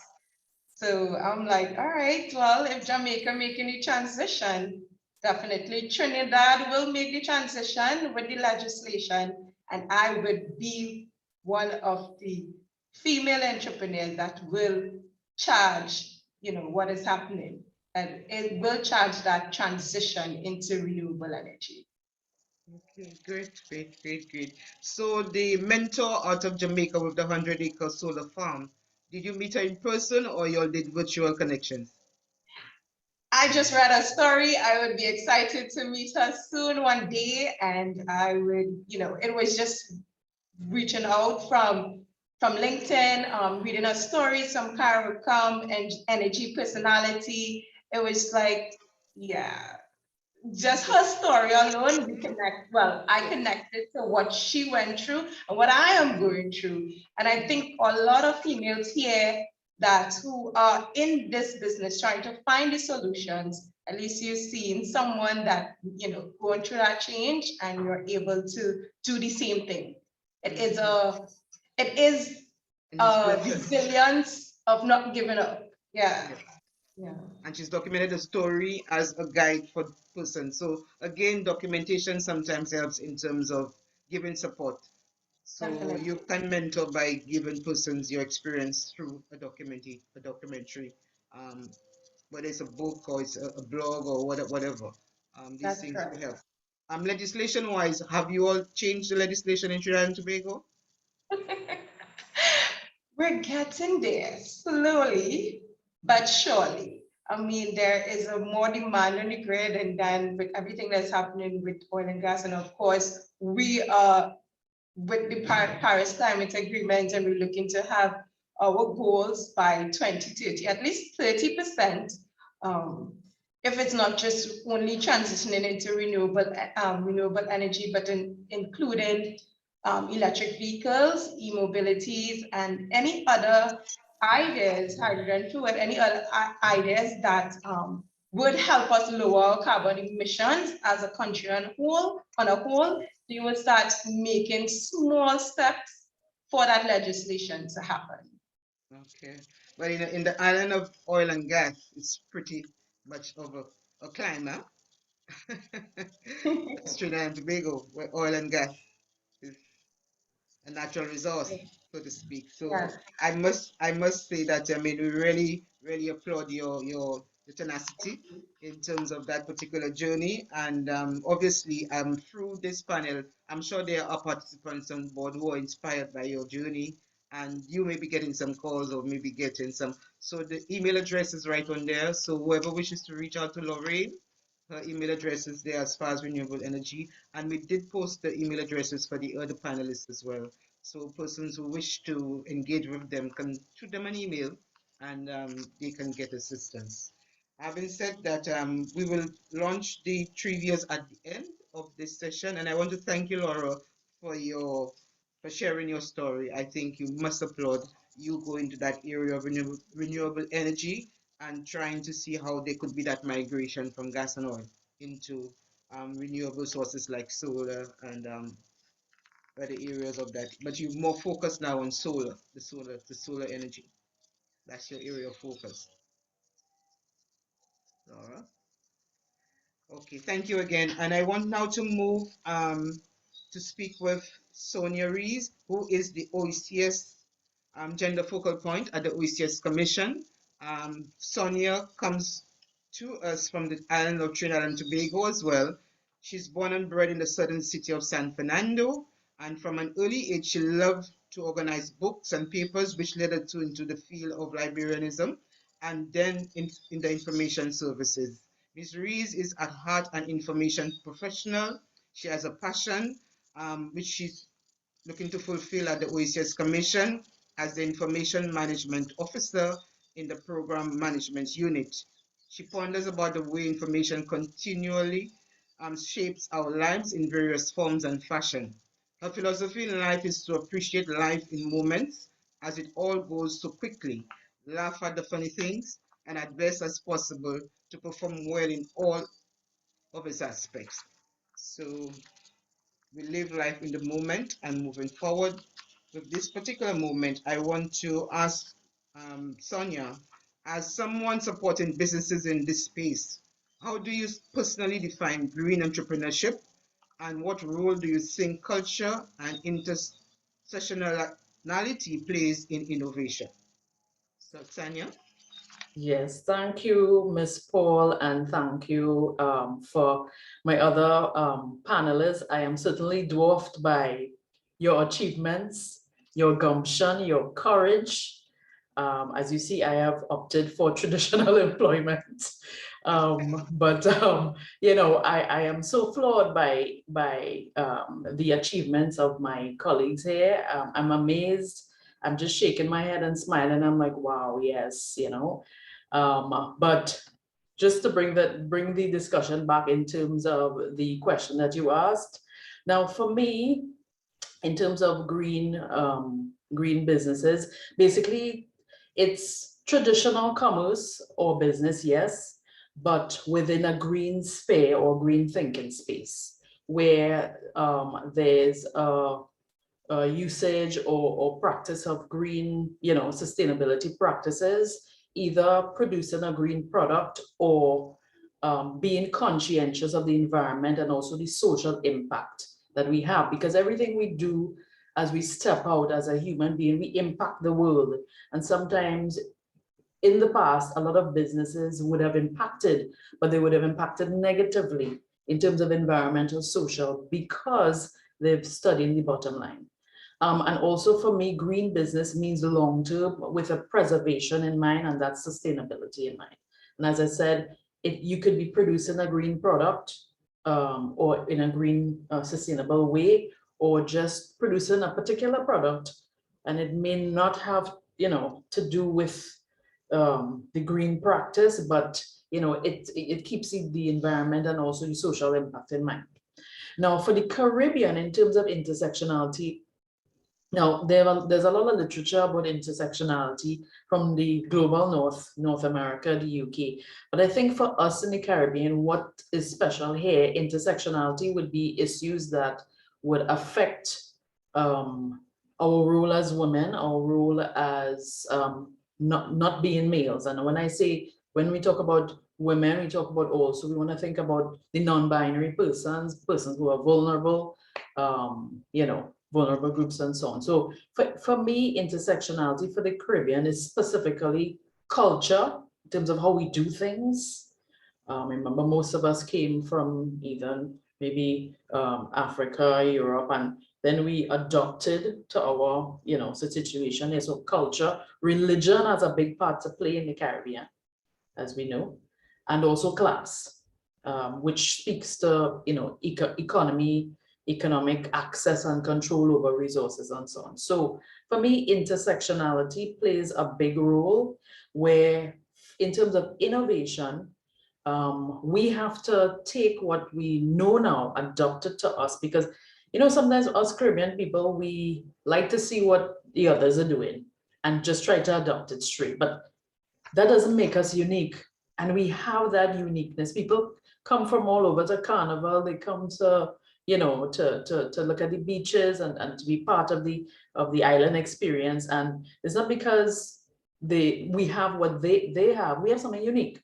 So I think culture plays a big role. And with that, it makes us unique. It makes us indigenous to this particular area. And that's where we can be creative. Sometimes when you're forced to look at the little resources that you have, that's where the creativity and that's where the innovation comes from. So as I said, culture dictates our life basically, but we need to take that intersectionality, from what we've learned or what we've lived with religion in terms of what is taught us as Caribbean people, maybe the economic class that we come from, and really take that, make it into something unique, and be conscientious, and to turn it over into something creative and innovative. Thank you for that, Ms. Rees. And I think the whole issue of intersectionality is a core issue to be dissected and understood in terms of the attitudes that shape our behaviors, really and truly. And in terms of making transition to green, our value systems would obviously kick in terms of the decisions that we make and that kind of the challenges that we have to overcome in terms of making most of our spaces green, so to speak, really and truly. But can you tell me, Sonia, how can different stakeholders in the green ecosystem better respond to the challenges and needs of female entrepreneurs?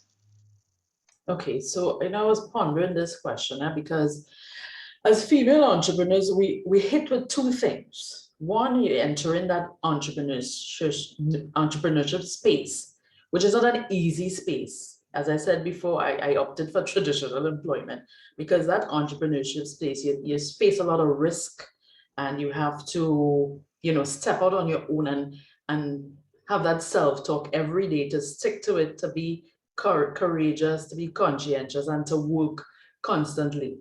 And also be at risk for, economic failure and so on. But then the other part of it, being female now, you're stepping into that entrepreneurial world, being female. So it's as if, okay, we push you back one step and then we're going to push you back probably two, because as you walk into that space now, as Anastasia noted, I hope I pronounced it correctly. Yes, pronounced her name correctly. I'm not surprised, but I'm still shocked that people could actually say things like that to your face, in terms of, why don't you just get a rich husband, or what, you're so pretty, what are you doing here? And the first thing when you walk into that space, they look at you and they judge you in terms of how you look, because we live in a patriarchal society, and women are judged visually. So and then there's all these thoughts after that. But in terms of better responding to the challenges, I think what needs to be done, let's say, for example, banking. And we know, we talked about accessing economic resources and so on.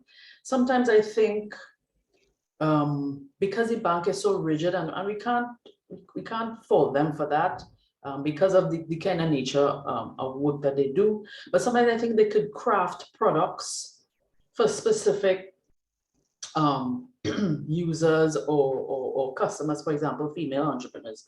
And you all did paint a picture post-COVID, during COVID, a lot of women who worked in the service sector within the Caribbean would have lost their employment or lost out of, and now they're building themselves back up. So they took that opportunity to step into entrepreneurship. So I think traditional areas can craft products to suit, and we know that a lot of the households in the Caribbean are not nuclear.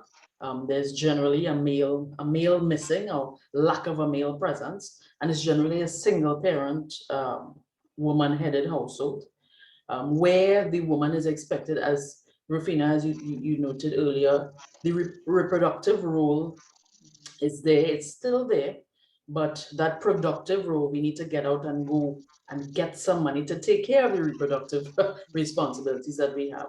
So I think the traditional areas where we seek to get resources could, really craft products to suit. So for example, let's say a woman entrepreneur has young children, and she has maybe an elderly person to take care of at home. So, in that morning time, for a female is very busy. Then you drop off to school, you go to work, or you go to your business, and you come back and you have to, the time goes. I mean, you know how it goes for the day.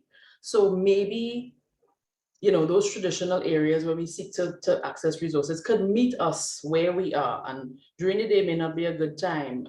Maybe in the evening could be a good time. Sometimes you may have to go to access resources and you're not mobile, you don't have a car, and the timing is bad, you have to line up and so on, and you have responsibilities in different places. So maybe those persons could come and meet the entrepreneur, see, whatever, do a field visit and really understand and take the time to understand the needs, because it's different, it's special. All right. And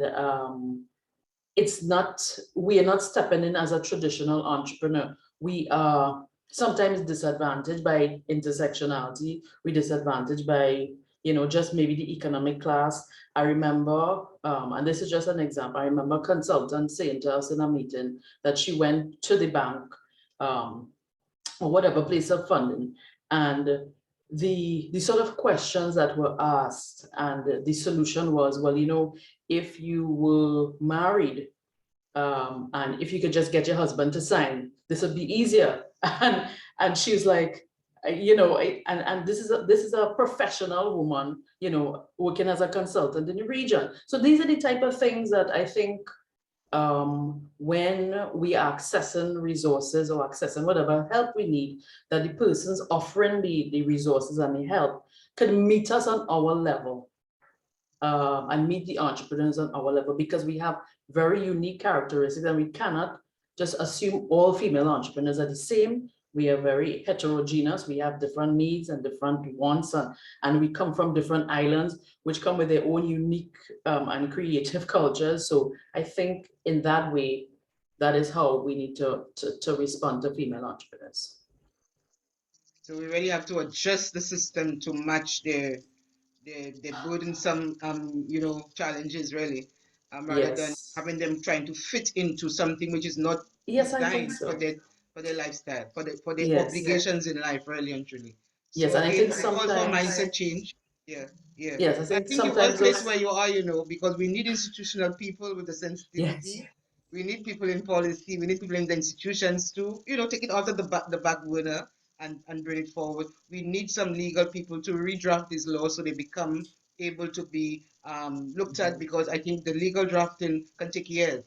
So we need people with legal leaning to really redo these laws. And we need people along the whole value chain, really and truly, who are sensitive, so that at the end of the day, the entrepreneurs can get the services in a manner that is adjusted to give them easy access, because sometimes the burden of their reproductive roles sometimes can have them to not be able to access what they need to access, and the mindset of our people also also needs to change, really. And sometimes we also have to work on our women as well, who, if they are able, who are the majority of teachers in the classrooms in the Caribbean and generally, I mean, are we making that shift in terms of getting persons to change their mindset? So there's a lot we have to relook at and rethink and re-strategize about. Yes, we've come a long way, but I think there are a lot of fundamental things that need to be changed in terms of easing up the pathway, so that women don't get the impression that for me to achieve, I must be in the boardroom. Everybody cannot be in the boardroom. The boardroom can only survive if there are services being offered along the chain. So we need to tell people, no matter where you are situated, your role is as significant, really and truly. A janitor in an office is as significant as the CEO. It's just that in terms of our value systems, we perceive it not to be. But some janitors are more powerful in the office than some of our technical people, although they might not be paid that way. And all these influences do impact on the outcomes of the institution. And we tend not to pay attention to it, but we need to begin to see why we are where we are based on the dynamics within various, areas along the value chain, quote unquote, that we have to deal with in terms of building entrepreneurship in the green space. Thank you again, Sonia, sorry for that. very engaging discussion, and we need you in the institutional space to carry the process in the formalized way through from policy into action, and with the legislative framework to support the work that the entrepreneurs are doing in Thank you terms of very much. building these rights. So I'll pass on now to Laura for us to go into the Q&A section, because we've listened a lot, but we now want to have engagements with our participants. So Laura, I'll pass over to you for that. Thank you very much, Ms. Paul, and to all of our panelists. I think this has been a very rich presentation from all of you, and we would love to open up the floor to our attendees so that they may ask any burning questions that they have based on a lot of the very interesting points that you all have raised. We're encouraging all attendees to use the Q&A box to write in your questions, or you can simply raise your hand and we will unmute so that you can ask your question.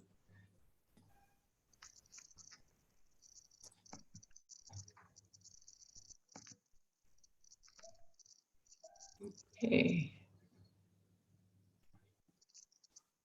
Do we have any questions from the audience?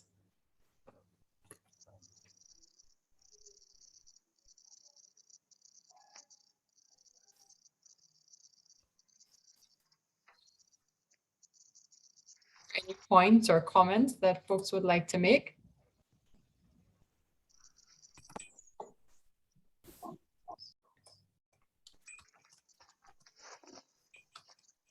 Isabel, I see your hand is up there. You can go ahead. I unmuted you.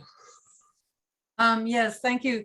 I was interested by your points, and as a woman who runs various businesses as well as being in the boardroom, I find that when you get into the boardroom, if you finally achieve it, there's usually a modicum of respect that comes out of that. But being a woman entrepreneur, and it's very easy in the Caribbean, we get dismissed a lot. But one of the things that has baffled me is this is not a new problem that we have in the Caribbean, but all of these men are brought up by women.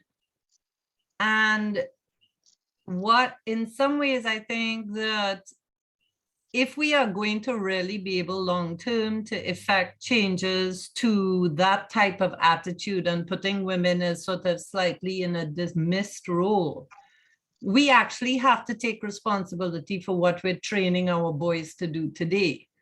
And I think this is something particularly people who are parents need to be very mindful of, because otherwise this is a problem that will perpetuate. I have been in sessions 20 years ago continuing this discussion. So it's more a comment. I would like the speakers to speak of their experiences and maybe if they have seen changes in ways people are parenting their boy children in particular.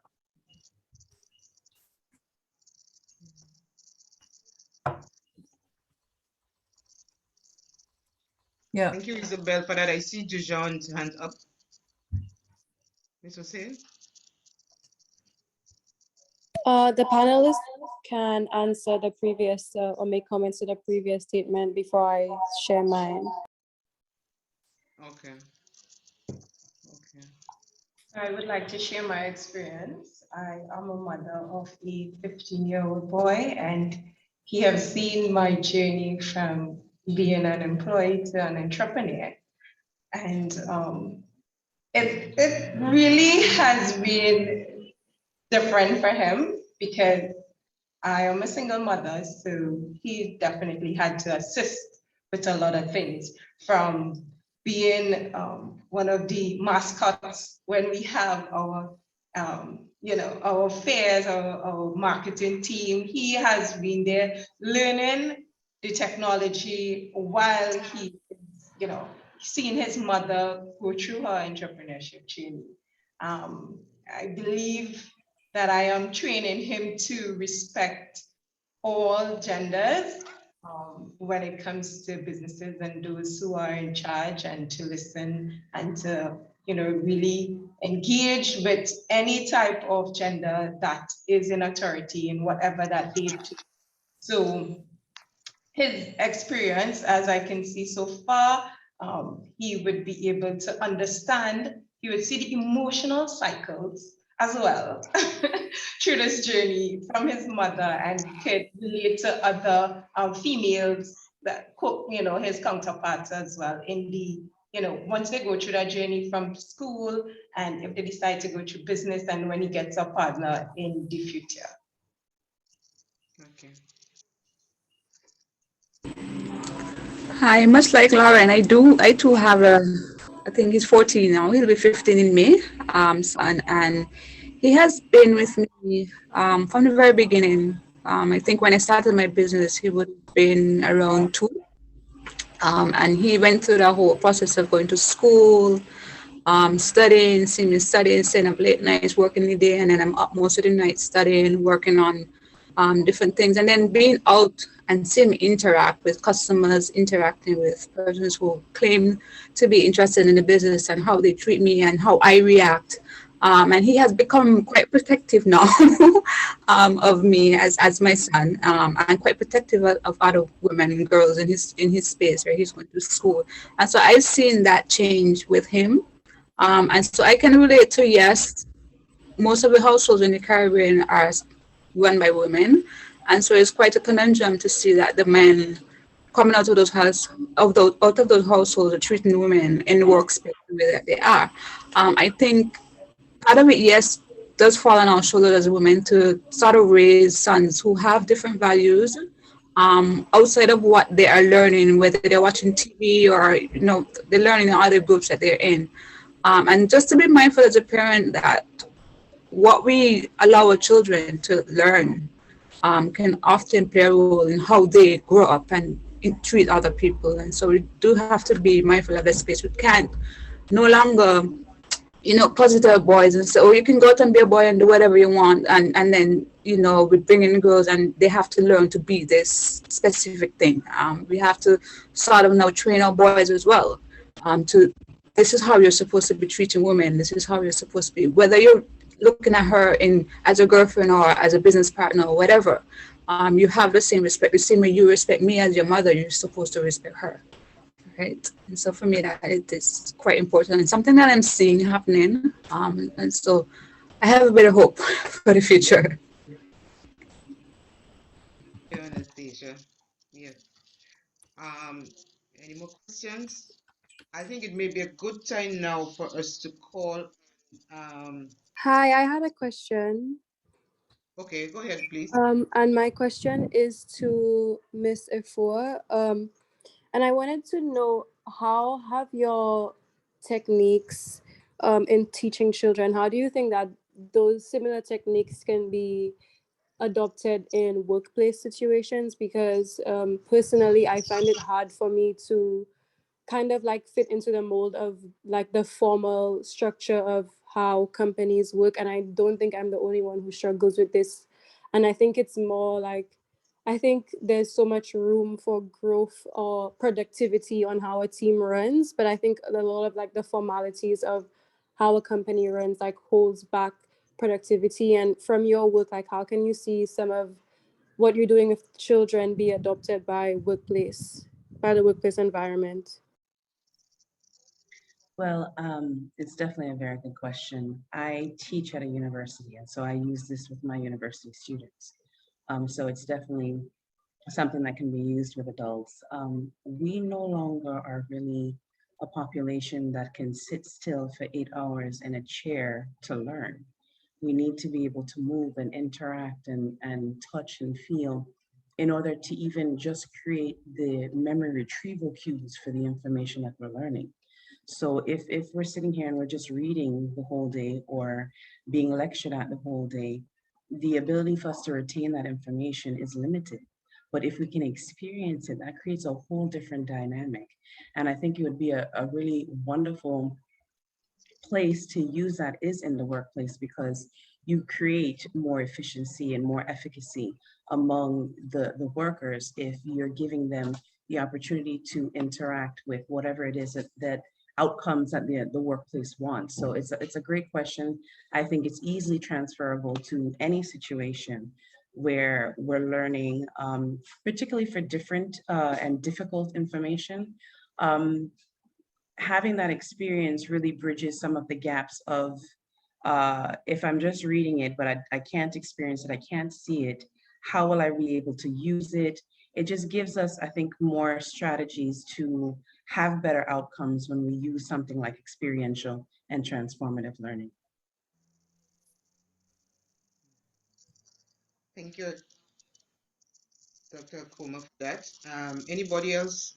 Laura, I see your hand up. Laura.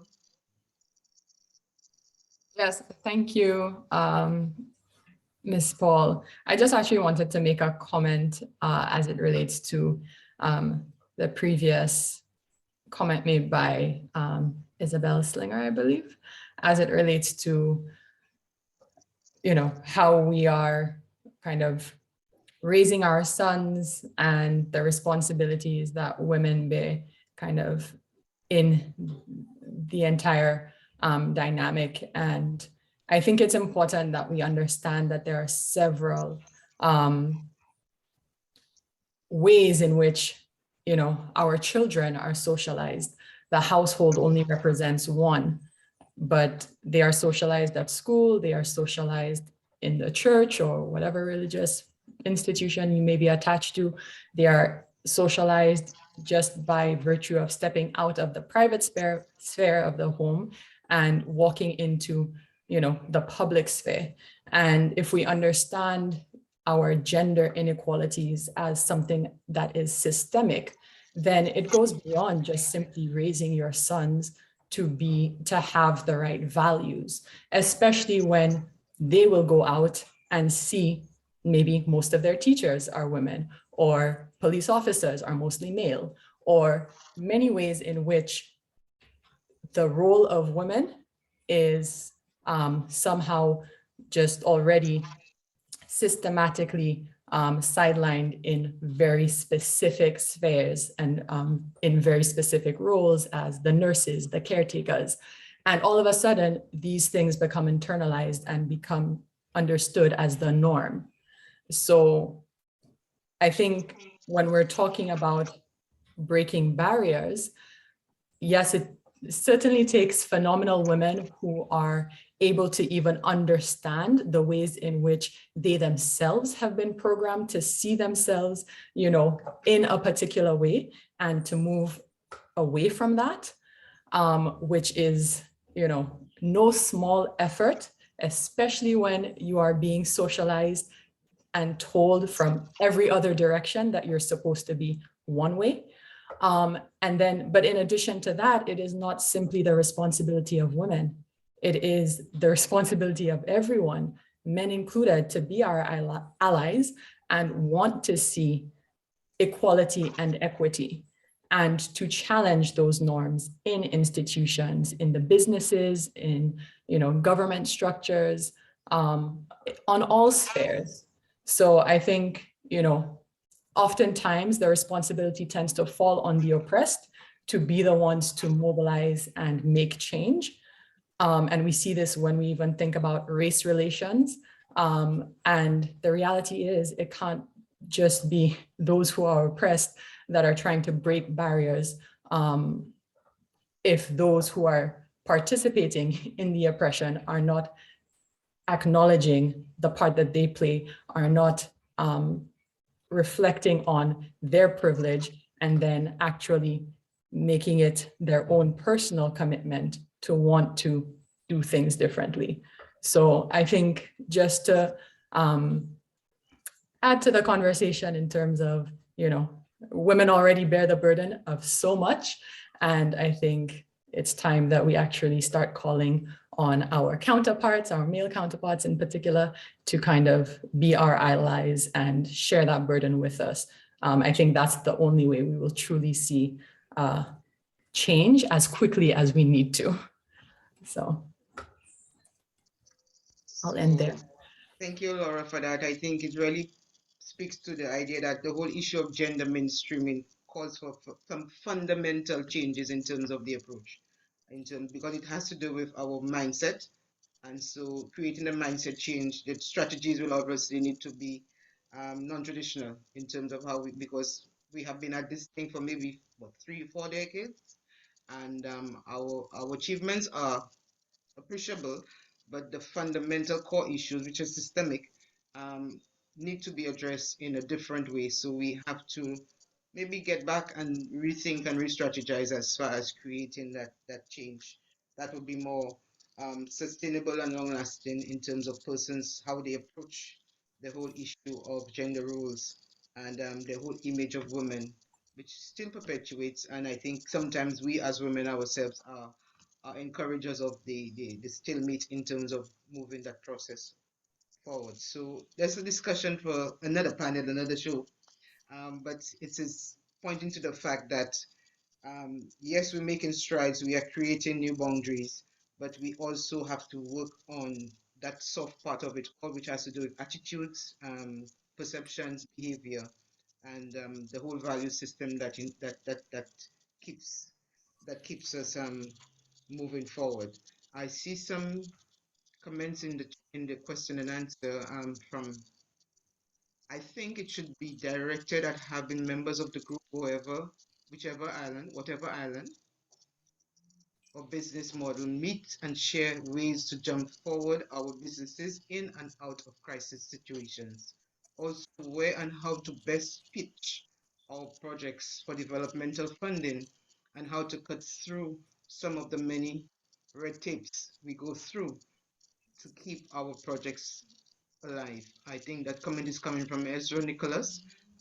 Is it looking at the whole issue of sharing stories and mentoring and coaching, and we obviously need to find more opportunities for that to happen, really and truly. But I think our panel has been very informative. We had persons in the education sector. If your think and play village is something that is needed, we're talking about mindset change, and obviously your approach is obviously going to create the attitudinal changes that we want in terms of shaping the way forward. Um, had Anastasia doing some very innovative work in terms of, helping to develop her green space using green products to bring out, her passion in the island of St. Kitts and Nevis. Laureen obviously has broken boundaries and she's stuck to it in terms of renewable energy. So we have that particular initiative ongoing. And obviously we need people in the institutional space. And so Sonia has the handle on that in terms of moving the process forward. So we had a rich discussion on many issues. We are now at 2 hours gone since we have been engaged. So it's a lot that we've had to absorb. I think at this moment, do I pass on to you, Laura, for us to look at the mural answers? Laura? Yes, sorry, Okay. can you hear So me? thank you everybody for your engagement, and it was a pleasure moderating the session. I learned a lot myself, and I'm looking forward to the networking happening, and the next time we do meet, that we will have seen some level of advancement in terms of the thinking, more particularly, and also as far as progress, as far as tangibles, particularly Laureen. If I'm in Trinidad, I will have to link up with you to have a view of your renewable energy enterprise. When I go to St. Kitts, I'll try and find Laurie, and obviously I will, if I'm in Grenada, I will try and make contact with you. The OECS Commission is right there, so Sonia, if I have to, I will touch base with you as well. So thank you again for the engagement. It was a very enriching experience, and I think all of us share that. So I'm passing on now to Laura and Dijon to speak to us in terms of the feedback that we got from participants in the mirror. Thank you. Thank you very much, Ms. Paul. So yes, we will be having a discussion around the mural and all of the great contributions that have been made by the participants. But before we do that, sorry, Ms. Paul, can you just introduce Adrina Simon? so that she could just share a few words before we transition to the mural discussion. And I also just would like to acknowledge that we have reached our 2-hour mark, which is the intended time slot for the session. So we completely understand if folks need to drop off and attend to their other activities for the day. However, those of you who may be interested in staying on, we highly encourage you to. And we will be essentially elevating all attendees to panelists so that you can actually see the other individuals who are in attendance and have a bit of a networking session as we do this final sharing of resources using the Jamboard based on what everyone has contributed. So I will hand over to Ms. Paul, if you could introduce Ms. Simon, and then my colleagues, Dija Hussein and Donna, will then take over. Thank you. Thank you, Laura. And my apologies, Ms. Simon. I came to do it and then we were distracted by the questions, and sorry about the oversight. But Ms. Andrina Simon is a senior technical specialist in trade and promotion and institutional strengthening within the competitive business unit at the OECS Commission. So I would like to call on her to give us an insight into initiatives that are currently ongoing, which are relevant to our discourse today, this morning. So Ms. Simon. Yes, thank you very much, and good morning, everybody. Thank you so much for allowing me to be a part of this very engaging session, very inspirational women entrepreneurs for sure. Okay, just give me 1 minute. Let me just share my screen. I would like to share my screen. So Laura, if you could stop share for a minute for me, please. Thank you very much. Thank you.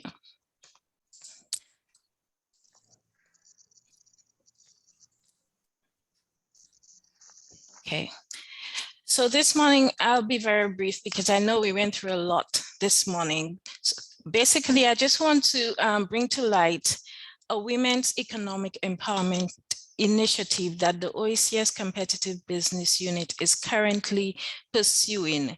It's an initiative we know for sure women entrepreneurs within the region can benefit from. The initiative is being executed by the International Trade Center, and it is called She Trades. As you know, the International Trade Center is a joint agency of the WTO, which is the World Trade Organization, and the United Nations. And the mandate really is to focus on expanding trade opportunities and fostering sustainable development. Why She Trades? Empowering women, it's very important. So empowering women to trade benefits everyone. The more women that participate in international trade, open new economic opportunities for other women for sure. And this is very important for us in the region. This, of course, translates into greater productivity and competitiveness for businesses. As you know, basically 1 in 5 exporting companies is owned by a woman. Women own and lead roughly 30% of all SMEs in the world, and SMEs account for 70% of employment worldwide. Advancing gender equality is also important and can add to nearly 2 trillion to the global GDP by 2025. Exporting SMEs create better economic opportunities for women than non-exporting ones. So this is basically the reason why the International Trade Center established the She Trades initiative. It's to connect over 3 million women entrepreneurs to market, to promote women's full participation in trade, and to contribute to the United Nations Sustainable Goals. How does the She Trade works? To promote a women inclusive business and ecosystem requires a lot. Okay, so through Through its blueprint of 7 global actions, SheTrades adopts a multi-dimensional approach to tracking the complex challenges women face. Obviously, in order to execute any program successfully, the initiative will need to work with governments, corporations, business support organizations to create an enabling ecosystem, one for women entrepreneurs and producers to improve their competitiveness and productivity and link them to investments and markets. The Plan 7 global actions are simple. The first one is to champion quality data. That is to support the collection of sex disaggregated data on women's participation in trade. The second one is to enact fair policies for women. That is to integrate a gender lens into policy-making processes and outcomes. The third one is to secure government contracts to promote the adoption of gender-responsive procurement policies. The fourth is to strike business deals. That is to connect women to markets and market partners, enabling markets to increase the capacity, the competitiveness, and export readiness of women-owned businesses. The sixth is to unlock financial services for women in the region. That is to provide capital for women entrepreneurs to scale and grow internationally. And the seventh is to grant ownership rights. That is to support gender inclusive ownership rights and equitable distribution of resources to women. This here is just to give you a little oversight as to what the SheTrade initiatives to date in figures have achieved around the world. Okay, the UN and WTO joint agencies initiative connecting 3 women to market. That is the overall goal. Over $140 million in trade opportunities have been generated under the SheTrade initiatives worldwide today. Over 30,000 women and businesses are directly supported, and we're hoping with our attempts to actually partner with regional stakeholders to establish an OECS or CARICOM hub that we would be included, our women entrepreneurs would be included in these stats being highlighted here today. The SheTrades is present in about 25 countries. And there's a global network of 350 partner organizations from 65 countries. Technical expertise in facilitating trade, improving competitiveness of women, and integrating the business sector of developing countries into the global economy is also achieved. And partners with private sector and government to improve services and policies for women, build a conducive ecosystem for women to trade and foster gender equality is also a great part of the SheTrades initiative. So I can, from listening to the discussions this morning, a lot of what the concerns, a lot of the mentoring, a lot of the capacity building, a lot of the advocacy for policies for women, all of these can be actually achieved under the SheTrades hub once it's introduced in the region. And for us to actually introduce the hub, it's simple. The concept is to have a decentralized platform for the in-country, that is in our case, it would be for the region interventions of the ITC SheTrades initiatives. And the objective being is to increase the sustainability of the region's interventions by promoting local ownership through participatory approach and an alignment with national and sectoral priorities. And of course, there are benefits to having this SheTrades hub introduced for the region. There'll be the long-term impact beyond the lifetime of the project, the sustainability by strengthening local institutions. There will be coaching, mentoring, and networking through SheTradesCom and amplified actions through mobilization of partners. This here just gives you an overall view of the SheTrades hubs that currently exist in different countries and regions to date. So you can already see Jamaica actually has its own She Trades. And I know for a fact that Trinidad, you recently introduced a hub as well. So we're hoping that the OECS can benefit from a CARICOM hub or an OECS hub in the future. The She Trade hub offerings need assessments. That is tailoring the user journey for the OECS. Then you have online She Trade training. You have She Trades events and market opportunities, whether it's workshops, trade fairs, buyers, sellings. You have She Trades Invest, you have digital transformation programs, access to market analysis tools, and also She Trades will also incorporate any gender-related or women-driven entrepreneurs programs that the OECS Competitive Business Unit is undertaking and will be undertaking in the future. So we are in the process of actually developing partnerships and relationships for establishing this hub. And once we have done so, further details would be shared and with everybody. And we're hoping it's an initiative that all our women entrepreneurs here today would gladly be a part from, and it will be very beneficial for you as a business, and even for organizations, women-driven organizations to be a part of. So the She Trades actually have a website. You could always visit it for further information. It will highlight the She Trade development partners and any further information that you want to actually know on the initiative. But like I said, it is a women's economic empowerment initiative that the OECS is working towards achieving for the region. Thank you very much. Right. Thank you, Ms. Simon, for that brief expose on She Trades. I think it is really useful information for all of our entrepreneurs who are on the platform today, and obviously they will be sharing it as well with other persons. I think you are at the OECS Commission, and I think we can get to maybe thinking with you if persons need to get some more insight into how She Trades could be operating. I see in the chat where somebody was asking how soon will the hub be established in the OECS, but you also spoke to a CARICOM hub as well. Yes.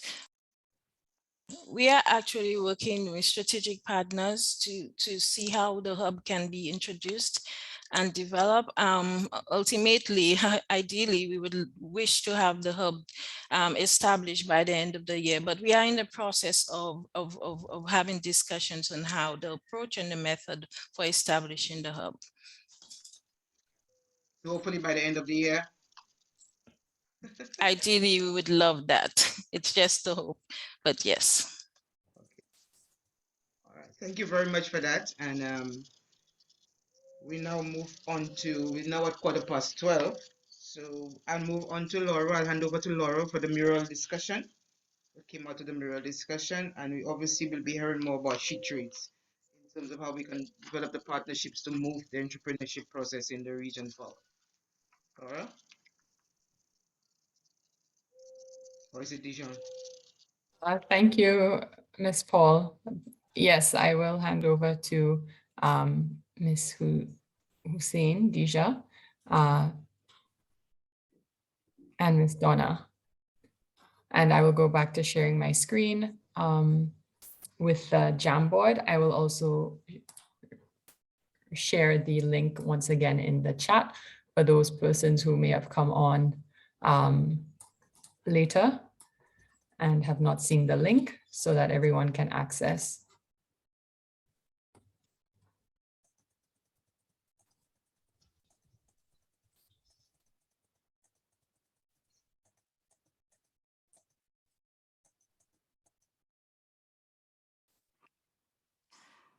Good day again, everybody. So my colleague Donna and I, we will be going through the mural panel by panel. Firstly, thank you to everyone who shared. I'm sure that every participant here today can gain something from this wherever they are on their green entrepreneurship journey. So Donna and I will be going through the mural panel by panel. We will be sharing the responses that you guys gave, and invite anyone to make a comment about their experience or why they chose to share that and why they think it's a good resource for other people. So firstly, we'll start with sharing your business support services available in your country.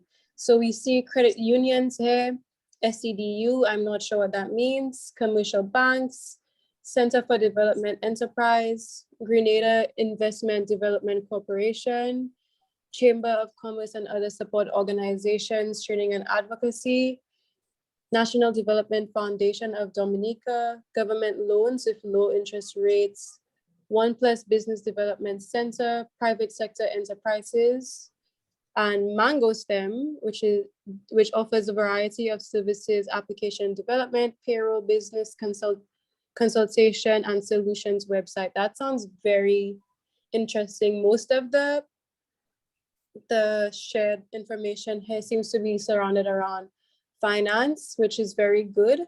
But there's a very interesting post here about MangoStem. Maybe the person who shared that would want to give more information about it, or anybody else who shared their response. You can also volunteer to share with us today why it is you think that would be a good resource for people in your country.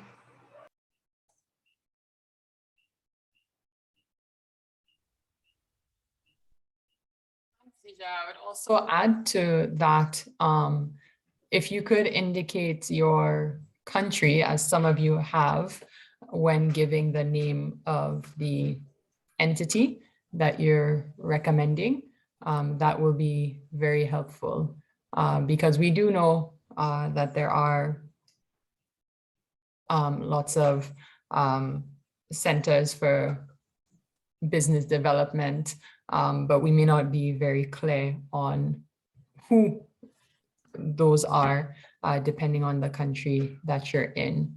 So I just would like to encourage folks, as you're making your contributions, it is helpful if you can make them in a way that might be country specific, so that people understand the frame of reference. But I think these are a lot of great contributions, and in all of the OECS participating countries, we are working with the business support organizations on the ground, and I think they typically serve as one of the first points of contact for folks who are interested in registering a business, as well as getting additional support as it relates to capacity building, so training and guidance in the business development process. So I don't know if we have any attendees here today from some of those business support organizations. If you want to make a comment or share more specifically the types of services you offer, that could be helpful.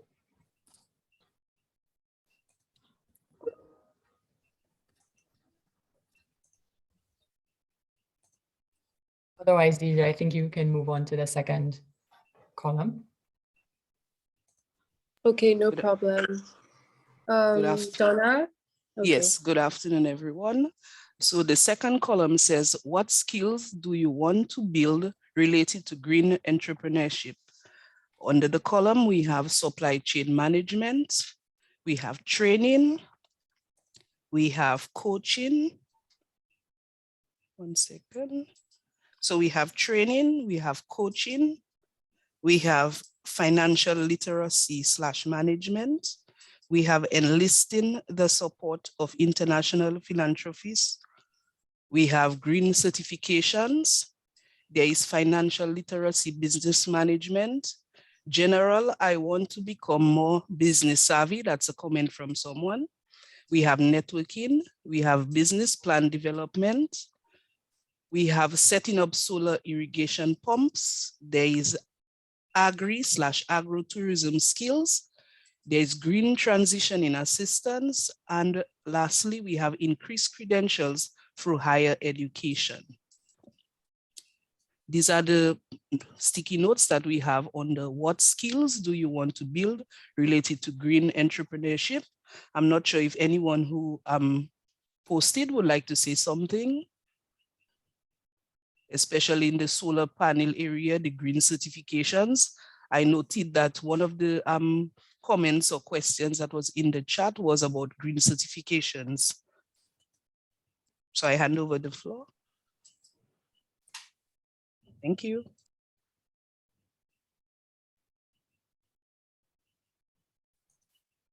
Thank you, Donna. I think the individual who commented on green certifications may have also put a similar question in the Q&A.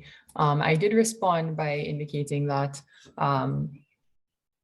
typically green certifications are specific to sector.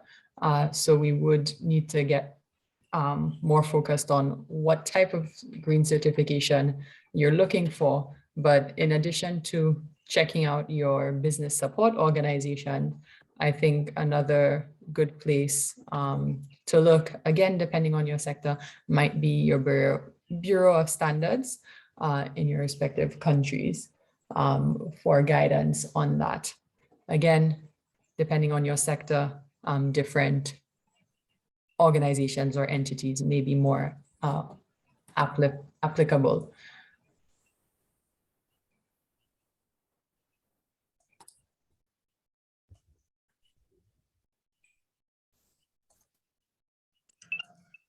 Sorry, I'm just going to check the chat for any more questions.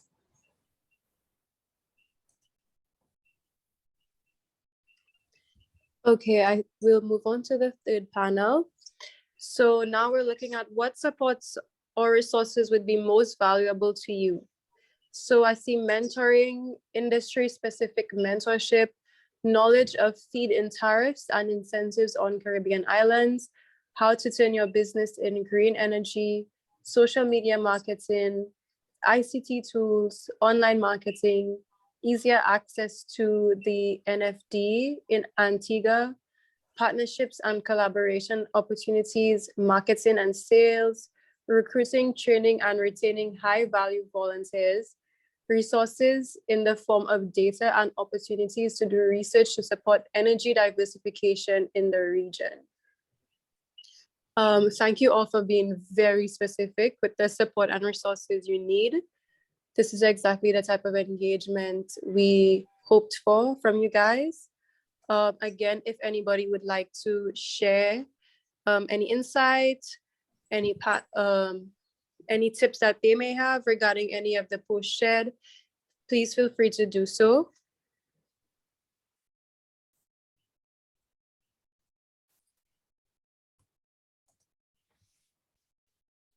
I will just share that Ezra Nicholas made a point in the Q&A chat about setting up some kind of hub for women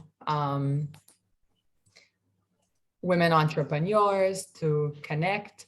And so I think that's something we could include here. And I'd be very curious to hear from you all. What do you think that could look like in terms of establishing some kind of women's network, women's business network in the region? So you can either respond by just unmuting yourselves or contribute to the mural. But I think that would be very helpful for us to know so that we can look to tailoring our programs in a way that actually is fulfilling a need. Hello, good morning. Hi. Good morning. Hi, this is Marjorie Biza from Antigua and Barbuda, and I just wanted to quickly respond to the request for feedback on what a hub could look like. A few years back, the UN created a model. It was, the program was called WINK, I believe that was the acronym, WINK, Women in Networking. I apologize, I don't remember exactly what it meant. But what it included was everything from resource sharing. So things like, let's say you had a virtual assistant or administrative support, and it was shared, kind of just like an incubator. You would share contacts, you would collaborate within the hub on projects. You would mine your colleagues for good data. One of the challenges we have in the Caribbean region is that we are data poor. We also found that there was opportunities for innovation. Innovation in the sense that, let's say, for instance, agricultural waste. Within the context of each of our island nations, there was always a question of, and what do I do with my excess? And how best do I get it to external markets in a way that still would allow me to generate, a reasonable return on my investment? And so creating a space for that kind of innovative thought and energy.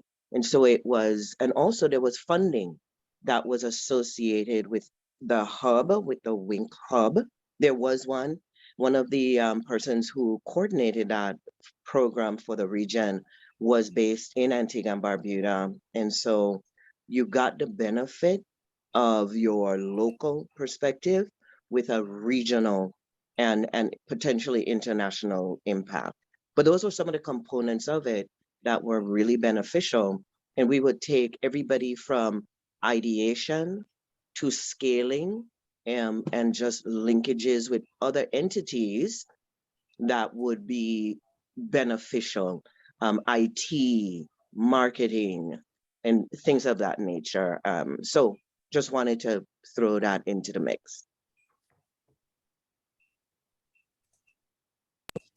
Thank you. That was an amazing contribution. And I think guys definitely look out for what she just shared with us. And also it can probably in the Caribbean, it can be used as a model for a Caribbean hub. And also it could spark an idea for one of our participants here today who would like to create a venture like this. So thank you so much for sharing that, Marjorie. You're welcome. And Anastasia did post it in the chat. And WINC, WINK. Thank you, Anastasia. I also wanted to say, Marjorie, exactly what you explained is what the She Trade Hub is all about. It's about women entrepreneurs networking with each other in their local space, regional space, international space, getting women entrepreneurs even to buy from and sell products and services and diversify their supply chain. It's about getting women and entrepreneurs to promote and market their products and services, not just to importers and buyers and region, but also to each other, promoting each other's products and services, using each other's products and services. It's about capacity building, innovation. It's about going, learning about new trends. It's about, liaising and connecting with other She Trade hubs within throughout the world, learning from them. So the OECS She Trades addresses all of that. And that is why it is important that the OECS Commission thinks that that the women entrepreneurs within our space can benefit tremendously from such an important initiative. This is exactly what the She Trades addresses. Thank you for that. And if I might add just this one component, I don't know if it's been discussed before, but that total person approach, one of the things that I noticed tends not to be part of the framework is the psychosocial, the mental, the emotional, the person-focused component of being an entrepreneur. I am first a person who happens to be female, who happens to be filling all of those other blanks. And she is also an entrepreneur. We tend to tackle the tactile components, financing, access to markets, a circular economy, the things of that nature. But very rarely, in my experience, and this is part of my wheelhouse, do we focus or incorporate the concept of her wellness, her mindfulness, her health in a very holistic way, because that is also a component of her potential for success. Does that make sense? Very much so. And I really like that. That's actually something that we could definitely include in the offerings under the hub. I think this is very important, especially in this era with this whole COVID and everything that's coming our way. So thank you for that. That's a very good consideration. Thank you for allowing me to share.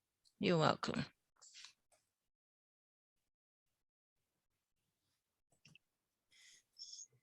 Thank you very much for that contribution. Deja, do you just want to go to the last column? Yes, we will. Yes. I also, before you do that, just want to let everyone know that they have been made panelists, so they should be able to see the other attendees. And if there's anyone you want to reach out to, we highly encourage that you connect with them through the chat, at least share, you know, emails, and get connected to the regional and international network that's present today. Deja, to you. Yes, I'm Donna here. Oh, Donna. So yes, the last column, we have share any game-changing tools, programs, etc. that you use on your business journey.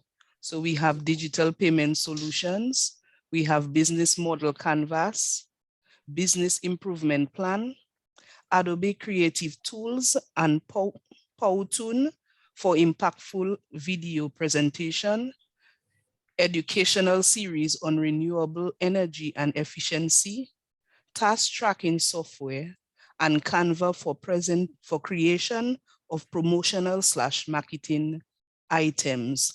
In recent times, just to add a short point, in recent times, I've seen quite a bit of businesses, especially the sole traders, the young entrepreneurs using Canva. It's one of the marketing tools where you can actually incorporate WhatsApp, you can incorporate Facebook, etc. It is quite interesting, very easy to manipulate, etc. So I'm very happy that I could see this one day. Thank you. Yes, Donna, I want to reiterate your point that you just made when I saw Canva there, because to people who may not know, I'm the communications intern at GGGI, and I definitely agree with Donna that Canva is an extremely powerful tool that if you are a sole business person or your team is very small and you need to get marketing out there, definitely utilize it. And my one tip is that do not get overwhelmed by the plethora of elements on there that you can use, because it's very easy to get caught up in how pretty everything looks. A very important part of getting your business out there is brand recognition. And so while it is a powerful tool, I definitely encourage everybody to research marketing information that you can get from blogs online, and then use that information to incorporate it into how you use Canva to design information, posts, etc. for your business.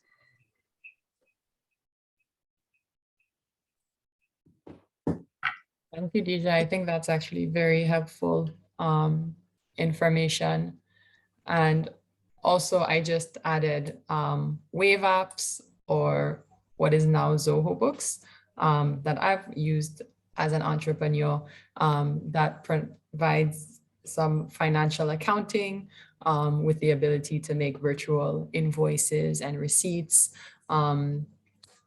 I haven't used it since it became Zoho Books, but it was a free tool, and it was very, very helpful to just facilitate that process, as well as, again, I think financial accounting and management is something, you know, startups struggle with, and we've seen it time and time again in terms of the types of support and skills that we need to develop in the region. So this was one very helpful tool that was user-friendly, and for someone like me who didn't have an accounting background, it was you know, not too steep of a learning curve. So I've added that one in there.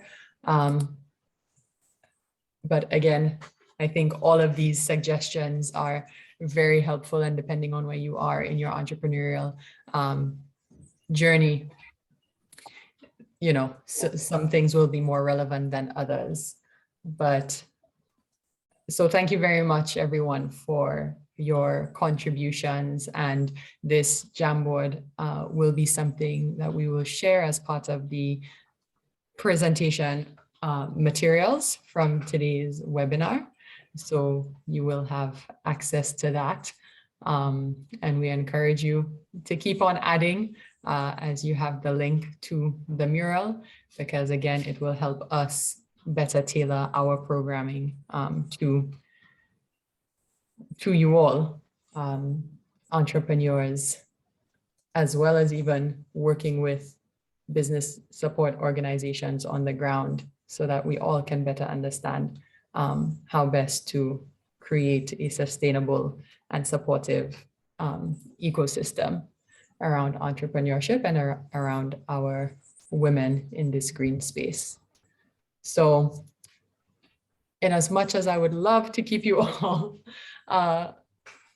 on the call and participating further in the webinar, I think you have all done more than your fair share in terms of contribution and really engaging and making this such a rich dialogue, and many learnings have been gained, many insights from your experiences. And I think it's becoming, you know, clear that whatever women's hubs that once existed, we either need to piggyback and, you know, revitalize them, or look at reestablishing something so that we can all come back and reconnect and continue sharing our resources, our knowledge, and using it to build up ourselves and one another. So on that note, I would like to just say a final thank you to all of our guest speakers, our moderator, Ms. Paul, our panelists, Dr. Akuma, Ms. Elliott, Ms. Peters, Ms. Reese. Thank you so much for your contributions and sharing of your stories. And to all of you attendees, thank you so much for your contributions on the Jamboard and in the Q&A discussions. And before we all sign off, can I just ask folks to put on their cameras so that we may take a picture to commemorate our very first Women in Green Innovation webinar. I see the cameras coming on slowly. We're shy, we're shy. You need to stop sharing, Laura. Oh, yes, thank you. Great. All right. Kwesi, will you be putting on your camera?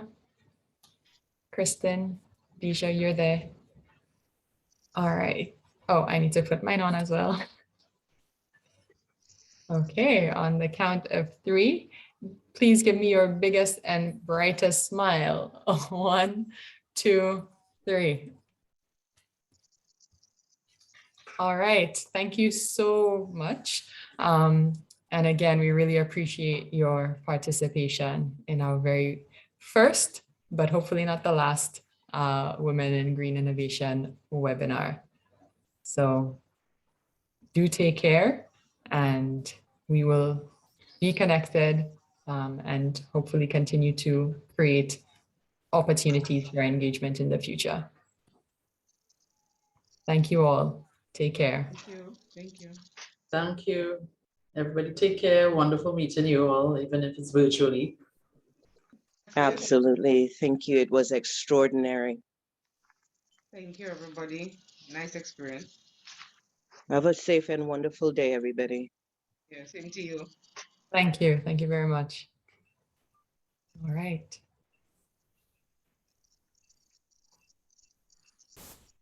Really looking forward to more. So don't disappoint me. I'm looking forward to it. This is great. It's a great start. Let's run it. Yes, likewise. I Yeah, think that would let's be run it. a challenge we are now giving ourselves to see what we can come up with Mm-hmm. to truly make this meaningful as the Absolutely. outcome of today's session. So Absolutely. We are all, clearly we're here. So we all want to be a part of making this a reality beyond exactly. just today and tomorrow, but, you know, sustainably for generations to come. Yes, couldn't agree more. Mm-hmm.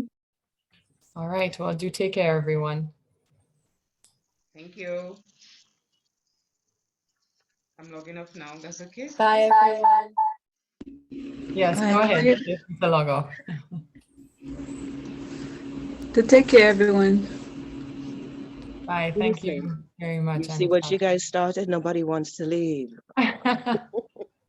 It's all your fault.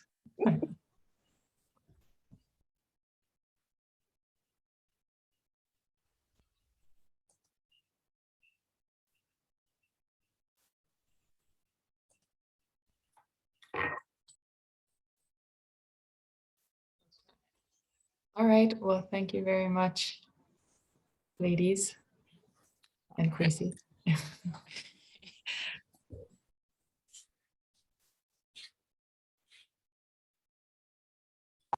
will end for all now. So